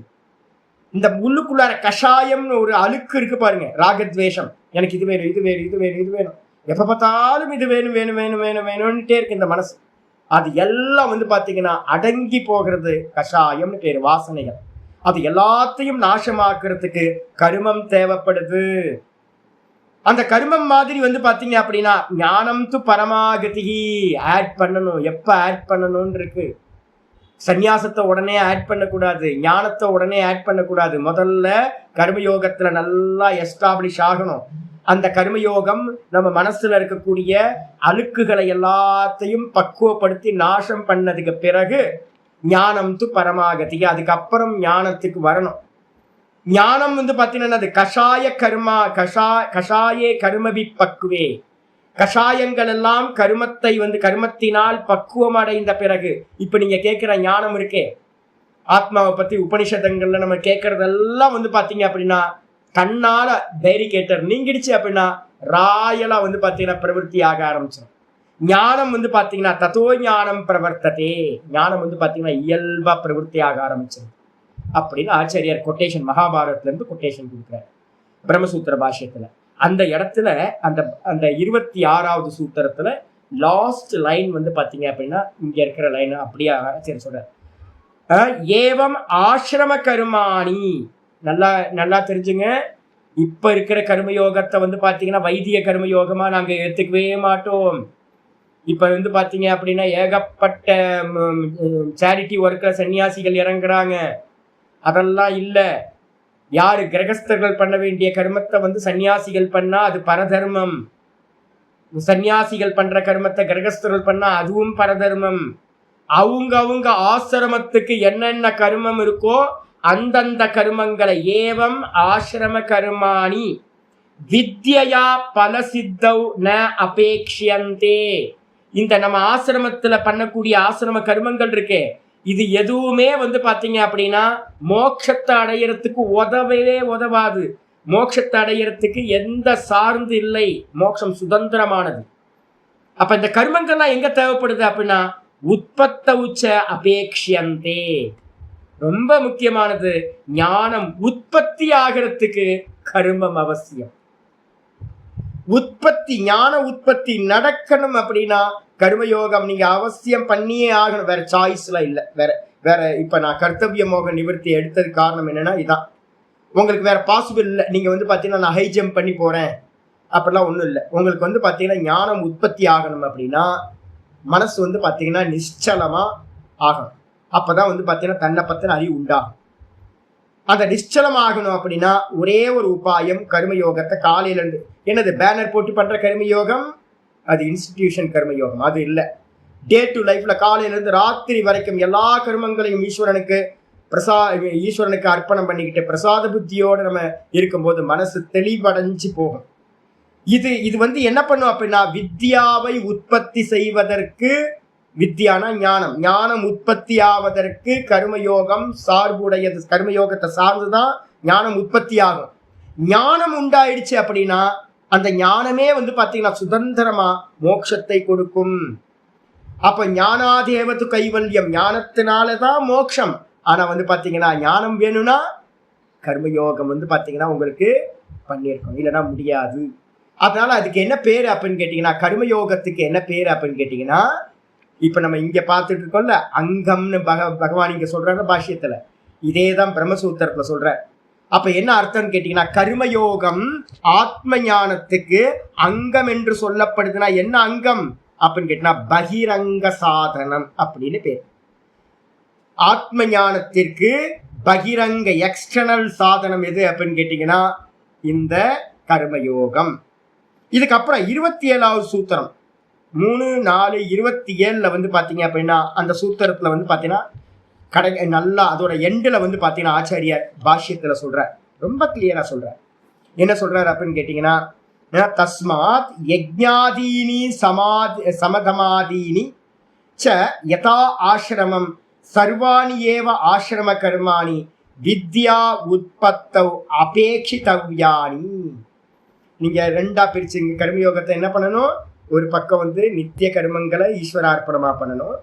கூட வந்து பார்த்தீங்கன்னா உபாசனம்னு ஒன்று இருக்கா, நித்தியம் வந்து பார்த்தீங்கன்னா ஜபதபங்களை பண்ணிக்கிட்டே வரணும், ஜபங்களை பண்ணணும்.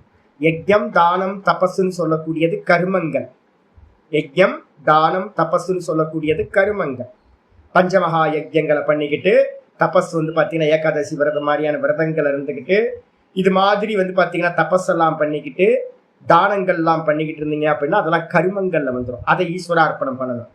கூடவே வந்து பார்த்தீங்க அப்படின்னா ஒரு ஜபத்தை நல்ல ஈஸ்வர நாமத்தை வந்து எடுத்துக்கிட்டு நல்ல மனசை வந்து பார்த்தீங்கன்னா அதனிடத்திலேயே குவிச்சு ஏகாகிர சித்தத்தை அடையிறது. அது என்ன பண்ணும் அப்படின்னு கேட்டிங்கன்னா சமம் தமம் உபரதி திதிக்ஷா ஸ்ரத்தா சமாதானம்னு இருக்கிற சமதமாதிகளை வந்து பார்த்தீங்கன்னா உங்களுக்கு அனுக்கிரகம் பண்ணும். அதுக்காக உபாசனைகள்னு பேரு. இந்த ரெண்டுமே என்ன அப்படின்னு கேட்டிங்கன்னா வித்யா உற்பத்தவ் அபேட்சிதவ்யானி. வித்யா உற்பத்தி ஆகிறதுக்கு ஆத்ம ஞானம் உண்டாவதற்கு கர்மமும் உபாசனைகளும் சார்ந்துதான் வித்யா உற்பத்தி ஆகும். இது இல்லாம ஒருத்தருக்கு ஞானம் உண்டாகவே உண்டாகாது. அப்ப கர்மயோகத்தை என்ன பண்ணணும்? பகிரங்கம் அப்படின்னு சொல்லணும். ஆச்சாரியர் சொல்றார் தத்ராபி அதுவும் கூட ஏவம் வித் இது பிருகதாரண்யத்துல ஒரு மந்திரம் இருக்கு. தஸ்மாத் ஏவம் வித் சாந்தோ தாந்தோ உபரதத்திதிக்ஷு உபரதத்திதிக்ஷு ஆத்மன் ஏவ ஆத்மானம் பஷ்யதி அப்படின்னு சர்வம் ஆத்மானம் பஷ்யதி அப்படின்னு ஒரு மந்திரம் இருக்கு. ஸ்ரத்தாவை விட்டுட்டு அப்போ வந்து பார்த்தீங்க அப்படின்னா ஏவம் வித் அப்படின்னு ஒரு மந்திரம் இருக்கு. அந்த மந்திரத்தில் வந்து பார்த்தீங்கன்னா சாந்தோ தாந்தோ உபரத திதிக்ஷுகுன்னு இந்த உபாசனையினால மனம் சமம் தமம் உப்பரதி எல்லாத்தையும் அடையும். சமதமத்தை வந்து அடையக்கூடிய இந்த உபாசனைகளும் கூட வந்து பார்த்தீங்கன்னா வித்யா சங்கயோகாத் வித்யோட வந்து பார்த்தீங்கன்னா சங்கயோகத்தை அடைகின்றன, சேர்கின்றன. கர்மயோகம் பகிரங்கம், அதுக்கப்புறம் வந்து பார்த்தீங்கன்னா இந்த உபாசனைகள் வந்து பார்த்தீங்கன்னா பிரத்யாசன்னானி வித்யா சாதனானி சமாதீனி. இந்த உபாசனைகள் வந்து சமதமங்களை உண்டாக்குறதுனால இந்த உபாசனைகள் வந்து பார்த்தீங்கன்னா என்னது? அந்தரங்க சாதனம் என்று சொல்லப்படுகிறது. அப்ப வித்யான்ற ஞானம் உற்பத்தி ஆகணும் அப்படின்னா ஒரு பர்சன் பகிரங்கமா இருக்கிற கர்மயோகத்தை பண்ணணும் ஈஸ்வரார்ப்பணமா. அதே மாதிரி உபாசனைகள்னு சொல்லக்கூடிய அந்தரங்க சாதனத்தை பண்ணணும், அதையும் ஈஸ்வரார்ப்பணமா. இந்த ரெண்டத்தையும் பண்ணும் போது ஒருத்தனுக்கு என்ன ஆகுது? அந்த வித்யான்ற ஞானமானது உற்பத்தி ஆகின்றது. விவிதிஷா சந்நியாச சயோகாத் பாஹ்யதராணி யஜ்ஞாதீனி விவேக்தவ்யம். அப்ப யாராவது விவிதிஷா சந்நியாசம் எடுத்துக்கிட்டாங்க அப்படின்னா, இப்ப நீங்க கிரகஸ்தரா இருக்கீங்க, கிரகஸ்தரா இருந்தீங்க அப்படின்னா பகிரங்க சாதனமும் பண்ணலாம், அந்தரங்க சாதனம் பண்ணலாம். அதே நேரத்துல சந்நியாசம் எடுத்துக்கிட்டீங்க அப்படின்னா பகிரங்க சாதனத்தை விட்டுட்டு பேசாம குவைட்டா உட்கார்ந்துக்கிட்டு என்ன பண்ணணும்? வெறும் உபாசனைகளை மட்டும் ஓங்கார உபாசனையை பண்ணிட்டு சுவாத்தியாயத்தை பண்ணிட்டு இருக்கோம். பகிரங்க சாதனம் சன்னியாசி யாருக்கு? விவிதிஷா சன்னியாசிக்கு கட்டாயிரும். வானப்பிரஸ்தர்களுக்கும், வானப்பிரஸ்தர்கள் கிரகஸ்தாசிரமம் இருக்கிற வரைக்கும் கர்மயோகமா பண்ணலாம். அதே நேரத்துல வானப்பிரஸ்தர்கள் வந்து வானப்பிரஸ்தாசிரமத்துக்கு போயிட்டாங்க அப்படின்னா வெளியில இருக்கக்கூடிய பகிரங்க சாதனங்கள் எல்லாத்தையும் விட்டுட்டு பேசாம உபாசனை பண்ணிக்கிட்டு விவிதிஷா சன்னியாசி மாதிரியே பேசாம இருந்துக்கிட்டு சுவாத்தியாயத்தை பண்ணிக்கிட்டு பிரதானமா உபாசனைகளை பண்ணிக்கிட்டு இருக்க வேண்டும். இதை நல்லா பண்ண பண்ண பண்ண இந்த பிரதிபந்தங்கள் நீங்கிச்சு அப்படின்னா நீங்கிற சமயத்துல நான் சரீரம் இல்லைன்னு ஒரு அனுபவமானது உற்பத்தியாகும். சகிருத் விபாதம், திடீர்னு ஒரு ஞானம் உண்டாகும். ஆயிடுச்சா? இதை வந்து பார்த்தீங்கன்னா சொல்லப்பட்டிருக்கு. அப்போ நேரடி சாதனம் எது அப்படின்னா சாட்சாத் சாதனம்னு பேரு. ஸ்ரவண மனன நிதித்தியாசனம். வித்யாவுக்கு வந்து ஆத்ம ஞானத்துக்கு நேரடி சாதனம் சாட்சாத் சாதனம். அந்தரங்க சாதனம் எது அப்படின்னு கேட்டீங்கன்னா சமதமாதிகளை உண்டு பண்ணக்கூடிய உபாசனா. பகிரங்க சாதனம் சொல்லக்கூடியது விவேக வைராகியத்தை உண்டு பண்ணி சித்தத்தோட சமநிலையை கொடுக்கக்கூடியது கர்மயோகம். அது பகிரங்க சாதனம். அப்ப 3 சாதனங்கள் ஆத்ம வித்யாக்குன்னு சொல்லப்பட்டிருக்கு. இப்ப இதுதான் ஆச்சாரியர் என்ன பண்ணார், இப்ப இந்த பாஷ்யத்துல சொல்லும் போது ரொம்ப தெளிவா சொல்றாரு. என்னது அப்படின்னு கேட்டீங்கன்னா, இத்தியாதினாச்ச ஆத்ம ஞான அங்கத்வேன கர்மயோகஸ்ய விதானாத் என்று ஹைலைட் பண்ணிக்க சொல்லியிருக்கேன். ஆத்ம ஞானத்துக்கு வந்து பாத்தீங்கன்னா அங்கத்வேன, ஆத்ம ஞானத்துக்கு அங்கமாக கர்மயோகம் வந்து பாத்தீங்கன்னா சாஸ்திரங்களில் விதிக்கப்பட்டிருக்கிறது. முக்கியமா சொல்லியாச்சு. இதுக்கப்புறம் இதே கர்மத்தை வந்து பாத்தீங்க அப்படின்னா 6வது அத்தியாயம் வரும்போது, ஒருத்தன் எது வரைக்கும் சுவாமி கர்மம் பண்ணணும், கர்மயோகத்தை லைஃப் லாங் பண்ணிக்கிட்டே இருக்கலாமா சுவாமி அப்படின்னா, பகவத்கீதையில ரொம்ப அருமையான ஸ்லோகம் சொல்றார். சொல்பம் அப்பியசிய திராயத்தே மகத்தோ பயாத் அப்படின்னு ஒரு வார்த்தையை சொல்றார் கிருஷ்ண பரமாத்மா. நீங்க கர்மயோகத்தை மட்டும் கொஞ்சம் பண்ணினாலும் வந்து பாத்தீங்கன்னா உங்களுடைய சம்சார பயத்துல இருந்து அது உங்களை என்ன பண்ணும், பெரிய பயத்துல இருந்து காப்பாற்றும். ஏன்னா பயம் போகவே போகாது. அப்போ வந்து பாத்தீங்கன்னா கொஞ்சம் அனுஷ்டானம் பண்ணாலும் பரவாயில்ல. இந்த ஜென்மம் ஃபுல்லா கர்மயோகம், அடுத்த ஜென்மத்துல வந்து அடுத்தடுத்த ஜென்மத்துல பண்றதா, இந்த ஜென்மத்திலேயே வந்து பாத்தீங்கன்னா அடுத்தடுத்த நிலைக்கு போகணும். அப்போ வந்து பாத்தீங்க அப்படின்னா கர்மயோகத்தை ஒருத்தர் நல்லா அனுஷ்டானம் பண்றாரு அப்படின்னா சமநிலை வந்துடும். சமநிலை வந்துச்சு அப்படின்னா தான் இந்த தேகம் இல்லைன்னு இந்த தேகாத்ம புத்தி வந்து பாத்தீங்கன்னா அவரை விட்டு விலகிடுச்சு அப்படின்னா, ஒரு கிளிம்ஸ் வந்துடுச்சு அப்படின்னா அதுக்கப்புறம் அவருக்கு கர்மம் ஒட்டாது. அதுதான் இங்க இடத்துல ஆச்சாரியர் சொல்றார், யோகாரூடஸ்ய தஸ்யைவ சமக்காரணமுச்யதே. பகவத்கீதையில வந்து பாத்தீங்கன்னா 6ல் 3 ஒரு ஸ்லோகம் இருக்கு. 6:3 வந்து பாத்தீங்கன்னா ஆத்ம சம்யம யோகம் அப்படின்னு பேரு, ஆத்ம தியான யோகம்னு பேரு. 6வது அத்தியாயத்துக்கு பேரு. தியான யோகம் பண்றவனுக்கு வந்து பாத்தீங்கன்னா என்ன ஸ்டெப்ஸ்ன்னு சொல்லும் போதே அங்க சொல்றார், 6 ருக்ஷோர் முனேர் யோகம் கர்ம காரணமுச்யதே யோகாரூடஸ்ய தஸ்யைவ சமக்காரணமுச்யதே அப்படின்னு 6:3 ஸ்லோகம் இருக்கு. என்ன ஸ்லோகம் சொல்றாரு அப்படின்னா, யாராவது எனக்கு கண்ணை முன்னா எங்கெங்கயோ மனசு சுத்துது சாமி, மனசு வந்து பாத்தீங்கன்னா நிக்க மாட்டேங்குது சாமி, நமசிவாய் சொன்னா ஊரெல்லாம் சுத்துது, இந்த மனசு நமசிவாயில நிக்கவே மாட்டேங்குது. அப்ப என்ன அர்த்தம் அப்படின்னு கேட்டீங்கன்னா, நீங்க அந்தரங்கத்துக்கு ட்ரை பண்றீங்க, அந்தரங்கம் பகிரங்க டிக்கெட் கிடைக்கலன்னா அந்தரங்கம் சித்திக்காது. அப்ப உங்கள்கிட்ட கர்மயோகம் இல்ல. கர்மயோகம் பண்ணி மனசாந்தமா இருந்தாதான் வந்து பாத்தீங்க அப்படின்னா அந்த உள்ளுக்குள்ளார உட்கார்றது சம்பவிக்கும். கங்கல் அப்படின்னு ஒரு ஹரித்வார்ல ஒரு இது, சுவாமி பேர் மறந்து போச்சு எனக்கு, பேர்லாம் ஞாபகத்துல சரியா இருக்கிறது. இவரோட நம்ம விவேகானந்தரோட சிஷ்யர் அவர். அந்த சுவாமி என்ன பண்றாரு அப்படின்னு கேட்டீங்கன்னா, அப்போ ஹரித்வார்ல ரொம்ப மோசமா இருந்துச்சு, இப்ப இருக்க டெவலப்மெண்ட்லாம் எதுவுமே இல்லை. அந்த சமயத்துல வந்து வந்த புதுசுல வந்து அவர் ஒரு டாக்டர். அவர் என்ன பண்றாரு, இப்ப கூட ஃபேமஸான ஒரு கண்கல்ல ராமகிருஷ்ண மடத்தோட ஒரு ஹாஸ்பிட்டல் வந்து ரொம்ப ஃபேமஸ், நல்லா சேவை பண்றாங்க. அதுல வந்து அந்த ஆசிரமத்தை அமைக்கிறதுக்கு முன்னாடி அந்த சன்னியாசி பேர் நான் அனுப்புறேன், நான் பார்த்துட்டு அனுப்புறேன். அந்த சன்னியாசி என்ன பண்றாரு அப்படின்னு கேட்டீங்கன்னா, அவர் தான் எஸ்டாப்ளிஷ் பண்ண நிறுவனர். அவர் என்ன பண்றாருன்னா, பகல் ஃபுல்லா வந்து பாத்தீங்க அப்படின்னா ரோடா அலைவரா, எம்பிபிஎஸ் படிச்ச டாக்டர், ரோடா அலைஞ்சி தெரிஞ்சு என்ன பண்ணுவார் அப்படின்னு கேட்டீங்கன்னா, யாரெல்லாம் கஷ்டப்படுறாங்களோ, யாருக்கெல்லாம் இந்த மெடிக்கல் இது தேவையோ, எய்ட் தேவையோ, அவங்களுக்கெல்லாம் போய் ட்ரீட்மெண்ட் பண்ணி நிறைய பேரை வந்து பார்த்தீங்கன்னா சுமந்துக்கிட்டு வருவார். ஆம்புலன்ஸ்லாம் இல்லை, உடம்பால தன்னா வெயிட்டை தூக்கிட்டு வந்து அவங்கள பெட்ல படுக்க வச்சு ட்ரீட் பண்ணி எல்லாம் பண்ணுவாரா. அதுக்கப்புறம் வந்து பார்த்தீங்கன்னா ராத்திரியில வந்து பார்த்தீங்கன்னா கண்ணை மூடி உட்கார்ந்தா மனுஷன் பாறை மாதிரி வந்து மணிக்கணக்காக வந்து உட்கார்ந்து தியானம் பண்ணுவார். என்ன கேள்வி வரும் அப்படின்னு கேட்டிங்கன்னா, அங்கிருந்து சுற்றி இருக்க சன்னியாசிகள்லாம் சொன்னாங்களாம், எப்படிப்பா இது பகல் ஃபுல்லாக ஒருத்தர் வந்து பார்த்தீங்கன்னா நிறைய ஒர்க் பண்ணுறார், அப்போ ராத்திரியில் வந்து பார்த்தீங்கன்னா எப்படி வந்து கண்ண மூடி உட்கார்ந்தா எந்த ஒரு இது இல்லாமல் உட்கார முடியாதே, ஒர்க் ரொம்ப பண்ணிட்டு இருந்தா அது கர்ம யோகத்தை இது தியானம் பண்ண முடியாதே அப்படின்னா, அதுக்கு என்ன உபாயம் அப்படின்னா, நீங்கள் 100% வந்து பார்த்தீங்கன்னா கர்மயோகமா ஒன்று பண்ணினீங்கன்னா அந்த பிரகிருதி என்ன பண்ணும் அப்படின்னா உங்களுக்கு உள்ளுக்குள்ளார பாஸ் கொடுக்கும். விராட்டுக்கு நீங்க பண்ணினீங்கன்னா இரண்ய கர்ப்பர்னு சொல்லக்கூடிய மனசு வந்து பாத்தீங்கன்னா உங்களுக்கு ஒத்துழைப்பு தரும்.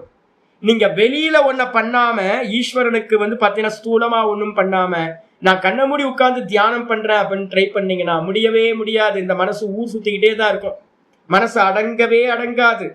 அப்ப முதல் ஸ்டெப் ஒருத்தர் வந்து பாத்தீங்கன்னா மனசோட சமநிலையை அடைஞ்சாதான் நீங்க ஆத்ம தியானத்துக்கு போக முடியும். ஒரு நாம ஜபத்தை பண்றதுக்கே உங்களுக்கு சமநிலை தேவைப்படும். அப்ப அந்த சமநிலையில ஏறணும் அப்படின்னா ஆரூடும் இச்சு ஆறு ருக்ஷோகோ அப்படின்னா யோகத்துல ஏறணும்னு ஆசையுள்ளவன். யோகம்ன்றது ஒரு குதிரை மாதிரி, அரேபியன் குதிரை மாதிரி.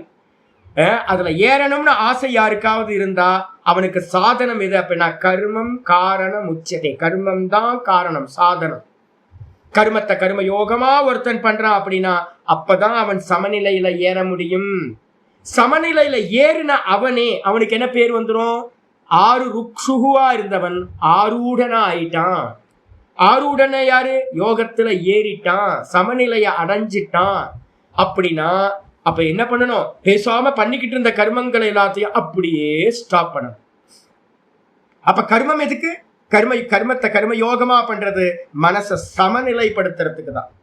சமநிலை வந்துடுச்சு அப்படின்னா அதுக்கப்புறம் அந்த கர்மம் அவனுக்கு தேவையில்லை. அப்ப நல்லா புரிஞ்சுக்கணும், கர்மத்தோட எண்டு எங்க முடியுது அப்படின்னா யோக சமத்துவம் யோக உச்சியத்தை, சமநிலை அடையிறது மட்டும்தான் யோகம். நீங்க பண்ற கர்மத்தோட பலன் சமநிலை அடையிறது வரைக்கும் தான். அதுக்கப்புறம் கர்மத்தோட பர்பஸ் இல்லவே இல்லை சாமி. அதுக்கப்புறம் என்ன பண்ணணும்? அந்த கர்மத்தை எந்த கர்மத்தினால வந்து பாத்தீங்கன்னா உங்களுக்கு இது உண்டாச்சோ, முள்ளால எடுத்துட்டு முள்ளையும் தூக்கி என்ன பண்ண, 2 முள்ளையும் தூக்கி ஓரமா போட்டுறணும். இல்ல இந்த முள்ளு தான் வந்து பாத்தீங்கன்னா அந்த முள்ளை எடுக்கிறதுக்கு ஹெல்ப் பண்ணுச்சு அப்படின்னு பக்கத்துலயே வச்சுக்கலாமா? குத்தி வைக்கலாமா காலிலேயே திரும்பவும் பக்கத்துல? அப்படின்னா இல்லை, முள்ளை எடுக்கிறதுக்கு முள்ளு தேவை, முள்ளை எடுக்கிறதுக்கு முள்ளு தேவை. அதுக்கப்புறம் தூக்கி ஓரமா போட்டுறணும். அதே மாதிரி கர்மத்தை விட்டுட்டு யோகாரூடனானவனுக்கு, சமநிலையை அடைந்தவனுக்கு என்ன பண்ணணும்? எல்லா கர்மங்களையும் விட்டுட்டு சமத்த அபியாசம் பண்ணணும். அதுதான் சாதனம். சமம்னு என்ன அர்த்தம்? மனசு ஆடாம இருக்கா? அப்படியே ஆடாமையே வச்சுக்கணும். எதையும் பிடிச்சி உலுக்கிடக்கூடாது. கர்மம் பண்ணீங்கன்னா அது இதாயிடும். குரங்கு வந்து பாத்தீங்கன்னா கிளையை பிடிச்சி இப்படி ஆட்டும். அது மாதிரி பண்ணிடக்கூடாது.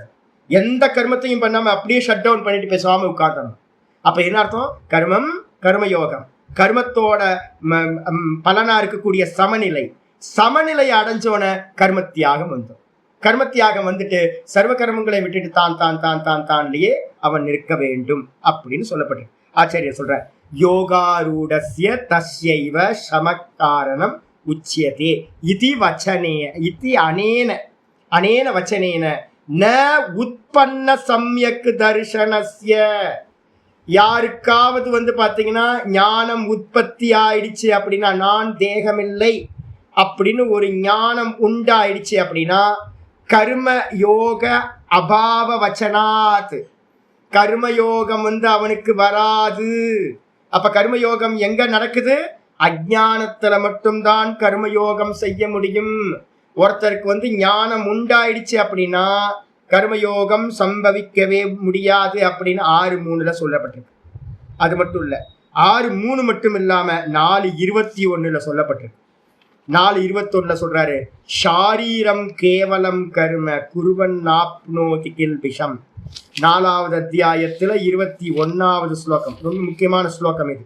நிஷ்டைக்கு போறவன் எப்படி இருப்பான்? நிஷ்டைக்கு போறவன் வந்து பாத்தீங்கன்னா இப்ப 18வது அத்தியாயம் யாரெல்லாம் படிக்கிறீங்களோ அவங்களுக்கு நிஷ்டா பிரகரணம் வரப்போகுது. நிஷ்டா பிரகரணத்துல முக்கியமான ஸ்லோகம். ரமணர் மாதிரி போய் உட்கார்றவன் எப்படி பண்ணுவான் அப்படின்னு கேட்டீங்கன்னா எந்த கர்மமும் இருக்காது சுவாமி. என்ன கர்மம் இருக்கும்? நிராசீரியத சித்தாத்மா த்யக்த சர்வ பரிக்ரஹ ஷாரீரம் கேவலம் கர்ம குர்வன்னாப்னோதி கில்பிஷம். எப்படி இருப்பான் அப்படின்னு கேட்டீங்கன்னா ஆசைகள் எதுவுமே இருக்காது. ஏன் ஆசைகள் இருக்காது சாமி? நல்ல ஒரு பெரிய ஆசிரமம் ஒரு கட்டலாமா சாமி? என்ன பண்ணலாம்? பெருசா ஒரு பண்ணலாமா? நான் என்ன பண்ணேன் அப்படின்னு கேட்டீங்கன்னா, ஒரு சாத்தூர் மாசத்துல நர்மதா கரையில இருந்தேன். நான் ரொம்ப கல்பனாவாதி.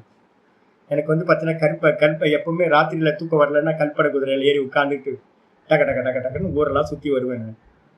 அப்போ வந்துட்டு என்னாச்சு, ஒரு சாத்தூர் மாசத்துல ஒரு சாந்திராயண விரதத்தில் இருக்கேன். தூக்கமே வராது. ஃபுல் டைம் வந்து பார்த்தீங்கன்னா வேக்கப்லேயே இருக்கும். மனசு எப்பவும் போல என்ன ஆச்சு அப்படின்னு கேட்டிங்கன்னா, நான் சொல்கிறது வந்து ஒரு 20 வருஷத்துக்கு முன்னாடி என்ன ஆச்சு அப்படின்னு கேட்டிங்கன்னா, குதிரையில் ஏறி உட்காந்து கல்பனை பண்ண ஆரம்பிச்சிச்சு. அந்த ஆசிரமத்தில் வந்து பார்த்தீங்கன்னா ஒரு சன்னியாசி இருந்தார், சாதனானந்தகிரி அப்படின்னு. ஒரு நல்ல சன்னியாசி, ரொம்ப எக்ஸலண்ட், பழைய ஆள், நல்ல புத்திசாலி, நல்ல பாடம் படித்தவர், நல்ல குவாலிட்டியான மடாதிபதி அவர். அந்த ஆசிரமம் நல்ல சேவை பண்ணிக்கிட்டு இருக்கு. அவங்களுக்கு ஒரு குறைஞ்சபட்சம் ஒரு 100 ஏக்கர் லேண்டுக்கு மேல இருக்கு. நல்ல மாந்தோப்பு, கரும்பு தோப்பு, இதெல்லாம் எனஃப் மணி. அங்கிருந்து வரக்கூடிய தனம் வந்து விவசாயத்துல இருந்து வரக்கூடிய தனம் வந்து பாத்தீங்கன்னா நல்ல பிளென்டி ஆஃப் மணி இருக்கிறதுனால நல்ல பப்ளிக்கு நல்லா பண்றாங்க. நல்லா பண்ணிக்கிட்டு யார்கிட்ட இருந்து டொனேஷன் வாங்குறதே இல்லை. அவங்களோட மணியே ரொம்ப எக்ஸஸா இருக்கு. நல்லா நிம்மதியா இருக்காங்க. நான் என்ன பண்ணேன் அப்படின்னு கேட்டீங்கன்னா, அப்ப சின்ன பையன் நான் என்ன பண்ணேன், ராத்திரி வந்து பாத்தீங்கன்னா ஒரு 11 மணிக்கு என்னுடைய கல்பனா குதிரை ஏறி உட்கார்ந்தேன். என்ன பண்ணணும், தமிழ்நாட்டுக்கு போயிட்டு என்ன பண்ணணும், தமிழ்நாட்டுக்கு போயிட்டு ஒவ்வொரு டிஸ்ட்ரிக்ட்லயும் வந்து பாத்தீங்க அப்படின்னா ஒரு நல்ல ஆசிரமத்தை எஸ்டாப்ளிஷ் பண்ணணும். ஆசிரமத்தை எஸ்டாப்ளிஷ் பண்ணிட்டு அங்க என்ன பண்ணணும் அப்படின்னு கேட்டீங்கன்னா, வரவங்களுக்கு எல்லாத்துக்கும் நல்ல யோகத்தையும் நல்ல வந்து பாத்தீங்கன்னா இந்த ஆத்ம ஞானத்தையும் நல்ல முறையில வந்து பாத்தீங்கன்னா சொல்லி கொடுக்கறதுக்கு நல்ல ஏற்பாடு பண்ணணும். வானப்பிரஸ்தர்களுக்கு ஒரு ஏரியா இருக்கணும், சன்னியாசிகளுக்கு ஒரு ஏரியா இருக்கணும். அதுக்கப்புறம் பப்ளிக்கு வந்து பாத்தீங்கன்னா கோஷாலையெல்லாம் வச்சு நிறைய பப்ளிக்குலாம் நிறைய சேவை பண்ணணும். ஆர்கானிக்கா வந்து பாத்தீங்கன்னா நிறைய விவசாயம் பண்ணணும். இப்படி வந்து பாத்தீங்கன்னா பிளானிங். மனசு தானே, மனசு வந்து பாத்தீங்கன்னா நம்ம வெளியில பண்றது தான் டைம் எடுக்கும், வருஷங்கள். இந்த மனசுல பண்றதுக்கு எவ்வளவு நேரம் ஆகும்? ஓகே பாஸ், பண்ணிடலாம் பாஸ், பண்ணியாச்சு பாஸ்.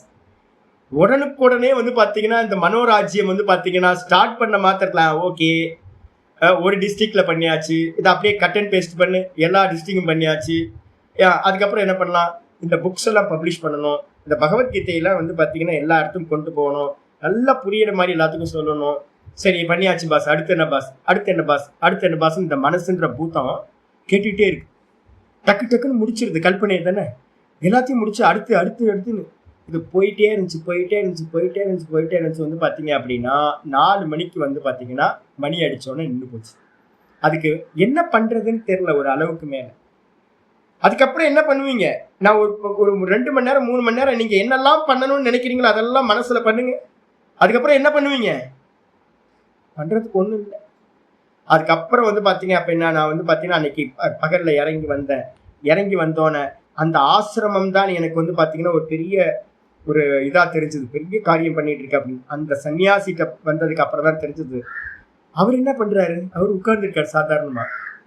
அப்ப இந்த ஆசிரமத்தை வச்சாலும் நம்மளும் அதை தான் பண்ண வேண்டியிருக்கும். ஏதாவது ஒரு மாற்றம் நடந்துருமா அப்படின்னு கேட்டீங்கன்னா, நீங்க இந்த உலகத்துல என்ன பண்ணினாலும் வந்து பாத்தீங்க அப்படின்னா சொப்பனத்துல பண்ற காரியம் மாதிரி தான். இதெல்லாம் நம்மளுடைய மனசுக்குள்ளார உண்டாகிற அரிஞ்சி எல்லாமே ஒரு சொரிஞ்சா இப்படி இருக்குமோ அது மாதிரிதான். நம்ம பண்ற எல்லா காரியங்களும் வந்து பாத்தீங்கன்னா என்னோட ஈகோக்காக நான் வந்து பாத்தீங்கன்னா ஃபீடிங் பண்ணிக்கிட்டே இருக்கேன். அப்போ வந்து பாத்தீங்கன்னா எனக்கு அன்னைக்கு வந்து பாத்தீங்கன்னா ஒரு 4 மணிக்கு வந்து பாத்தீங்கன்னா என்னோட மனோராஜ்யம் நின்று போச்சு. இது வரைக்கும் மனோராஜ்யம் அதுக்கப்புறம் வந்ததே இல்லை. அப்போ வந்து பாத்தீங்கன்னா சின்ன வயசுல இருந்து மனோராஜ்யம் பண்ணி இப்ப நீங்க ஏதாவது பண்ணுங்க, என்ன பண்ணுங்கன்னா விடுங்க, என்ன பண்ணுதுன்னு பார்ப்போம் மனசு. அதுக்கு இன்னும் ஃபீடிங் பண்ணிட்டே இருங்க. அப்புறம் என்ன பண்ணலாம் பண்ணிட்டே இருங்க. நல்ல தனத்தை சேகரிக்கலாம். எவ்வளவு தனம் வேணும் உங்களுக்கு, ஒரு 1000 கோடி 2000 கோடி 3000 கோடி. அப்புறம் ஒரு நல்ல கார் வாங்கலாம், அப்புறம் நல்ல ஒரு பங்களா வாங்கலாம், அப்புறம் நல்லா வந்து பாத்தீங்கன்னா ஒரு 10-20 ஏக்கர்ல வந்து ஒரு தோட்டம் வாங்கலாம். சரி, அப்புறம் ஒரு ஃபிளைட் வாங்கலாம், அப்புறம் ஒரு ஏர்பேடு வந்து பண்ணிட்டு நம்ம வந்து பாத்தீங்கன்னா ஒரு ஹெலிகாப்டர்ல எங்க வேணாலும் போகலாம், திருப்பதி போகலாம், ராமேஸ்வரம் போகலாம், எங்க வேணா போகலாம், அப்புறம் கைலாஸ் போகலாம். அப்புறம் என்ன பண்ணுவீங்க, அப்புறம் என்ன பண்ணுவீங்க, என்ன இந்த மனசு இதோட எண்டு என்ன, இதுக்கப்புறம் என்ன ஆக போகுது? அப்போ வந்து பாத்தீங்கன்னா இதாங்க யதார்த்தம். வாஸ்தவத்துல வந்து பாத்தீங்க அப்படின்னா ஒரு மண்ணாங்கட்டி இல்லை. இத ஒருத்தன் புரிஞ்சுக்கிட்டு என்ன பண்ணுவான் அப்படின்னு கேட்டீங்கன்னா, இங்க பண்ண வேண்டியது ஒரே ஒரு காரியம், ஆத்மஸ்வரூப அவஸ்தானம் மட்டும்தான் பண்ண வேண்டும். நான்ல நிக்கிறது மட்டும்தான் பண்ணணும். இங்க வெளியில இருக்கிறது எல்லாம் பொய்ன்னு ஒருத்தனுக்கு தெரிஞ்சு போச்சுன்னா ஆசை வருமா? என்ன ஆசை வரும்? எல்லாம் பொய். ஆசைக்கு வந்து பாத்தீங்கன்னா எண்டே இல்லை, போயிட்டே இருக்கும், அதுக்கு ஒரு எண்டு இல்லவே இல்லை. அப்போ வந்து பாத்தீங்கன்னா நிராசீகி, நல்ல ஞானம் வந்தவனுக்கு வந்து பாத்தீங்கன்னா நான் இதை பண்ணணும் அதை பண்ணணும் அப்படின்னு ஒரு எண்ணமும் வரவே வராது. நிராசீகி. இதெல்லாம் பொய், சொப்பன மாதிரி. யதசித்தாத்மா, அந்த இது பொய்ன்னு தெரிஞ்சதுனாலேயே இந்த இந்திரியங்களும் மனசும் அவனுக்கு என்ன ஆயிடும், அடங்கி விடும். இதை வந்து பாத்தீங்கன்னா வெறும் சப்த ஞானம் தெரிஞ்சவனுக்கு அடங்காது. வெறும் சப்தமா அர்த்தமா தெரிஞ்சவன் வந்து பாத்தீங்கன்னா அடங்கவே மாட்டான். நிறைய பண்டிதர்கள் இருக்காங்க, இன்னும் வேணும் தான் போயிட்டு இருக்க மொழியை வந்து பாத்தீங்கன்னா 10 கோடி ப்ராஜெக்ட், 100 கோடி ப்ராஜெக்ட், 1000 கோடி ப்ராஜெக்ட் போயிட்டே தான் இருக்கும் வித்வான்களுக்கு. அது வந்து எண்டுக்கு வரவே வராது.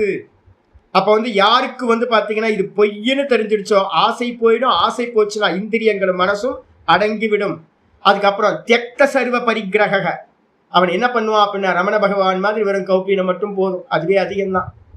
எல்லா பரிகிரகங்களும் யார்கிட்ட இருந்தும் ஒன்றும் வேணாம், எந்த தேவையும் இல்லை. நிஷ்டைக்கு போறதுக்கு என்ன தேவை? தான் தானா நிக்கிறதுக்கு என்ன தேவை? எக்ஸ்டர்னலா எதுவுமே தேவையில்லை, உள்ள நடக்கிற விஷயம் அது.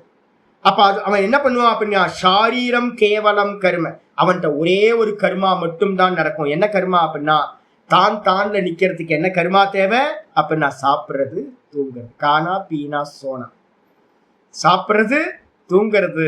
அப்போ வந்து பாத்தீங்கன்னா உடுத்திக்கிறதுக்கு ஏதோ ஒரு கந்தல் கிடைச்சா போதும், சாப்பிட்றதுக்கு ஏதோ ஒரு பிக்ஷா வந்து பாத்தீங்கன்னா ஒரு வேளை உணவு கிடைச்சா போதும், அதுவும் ருசியா இருக்கணும்னு அவசியம் இல்லை.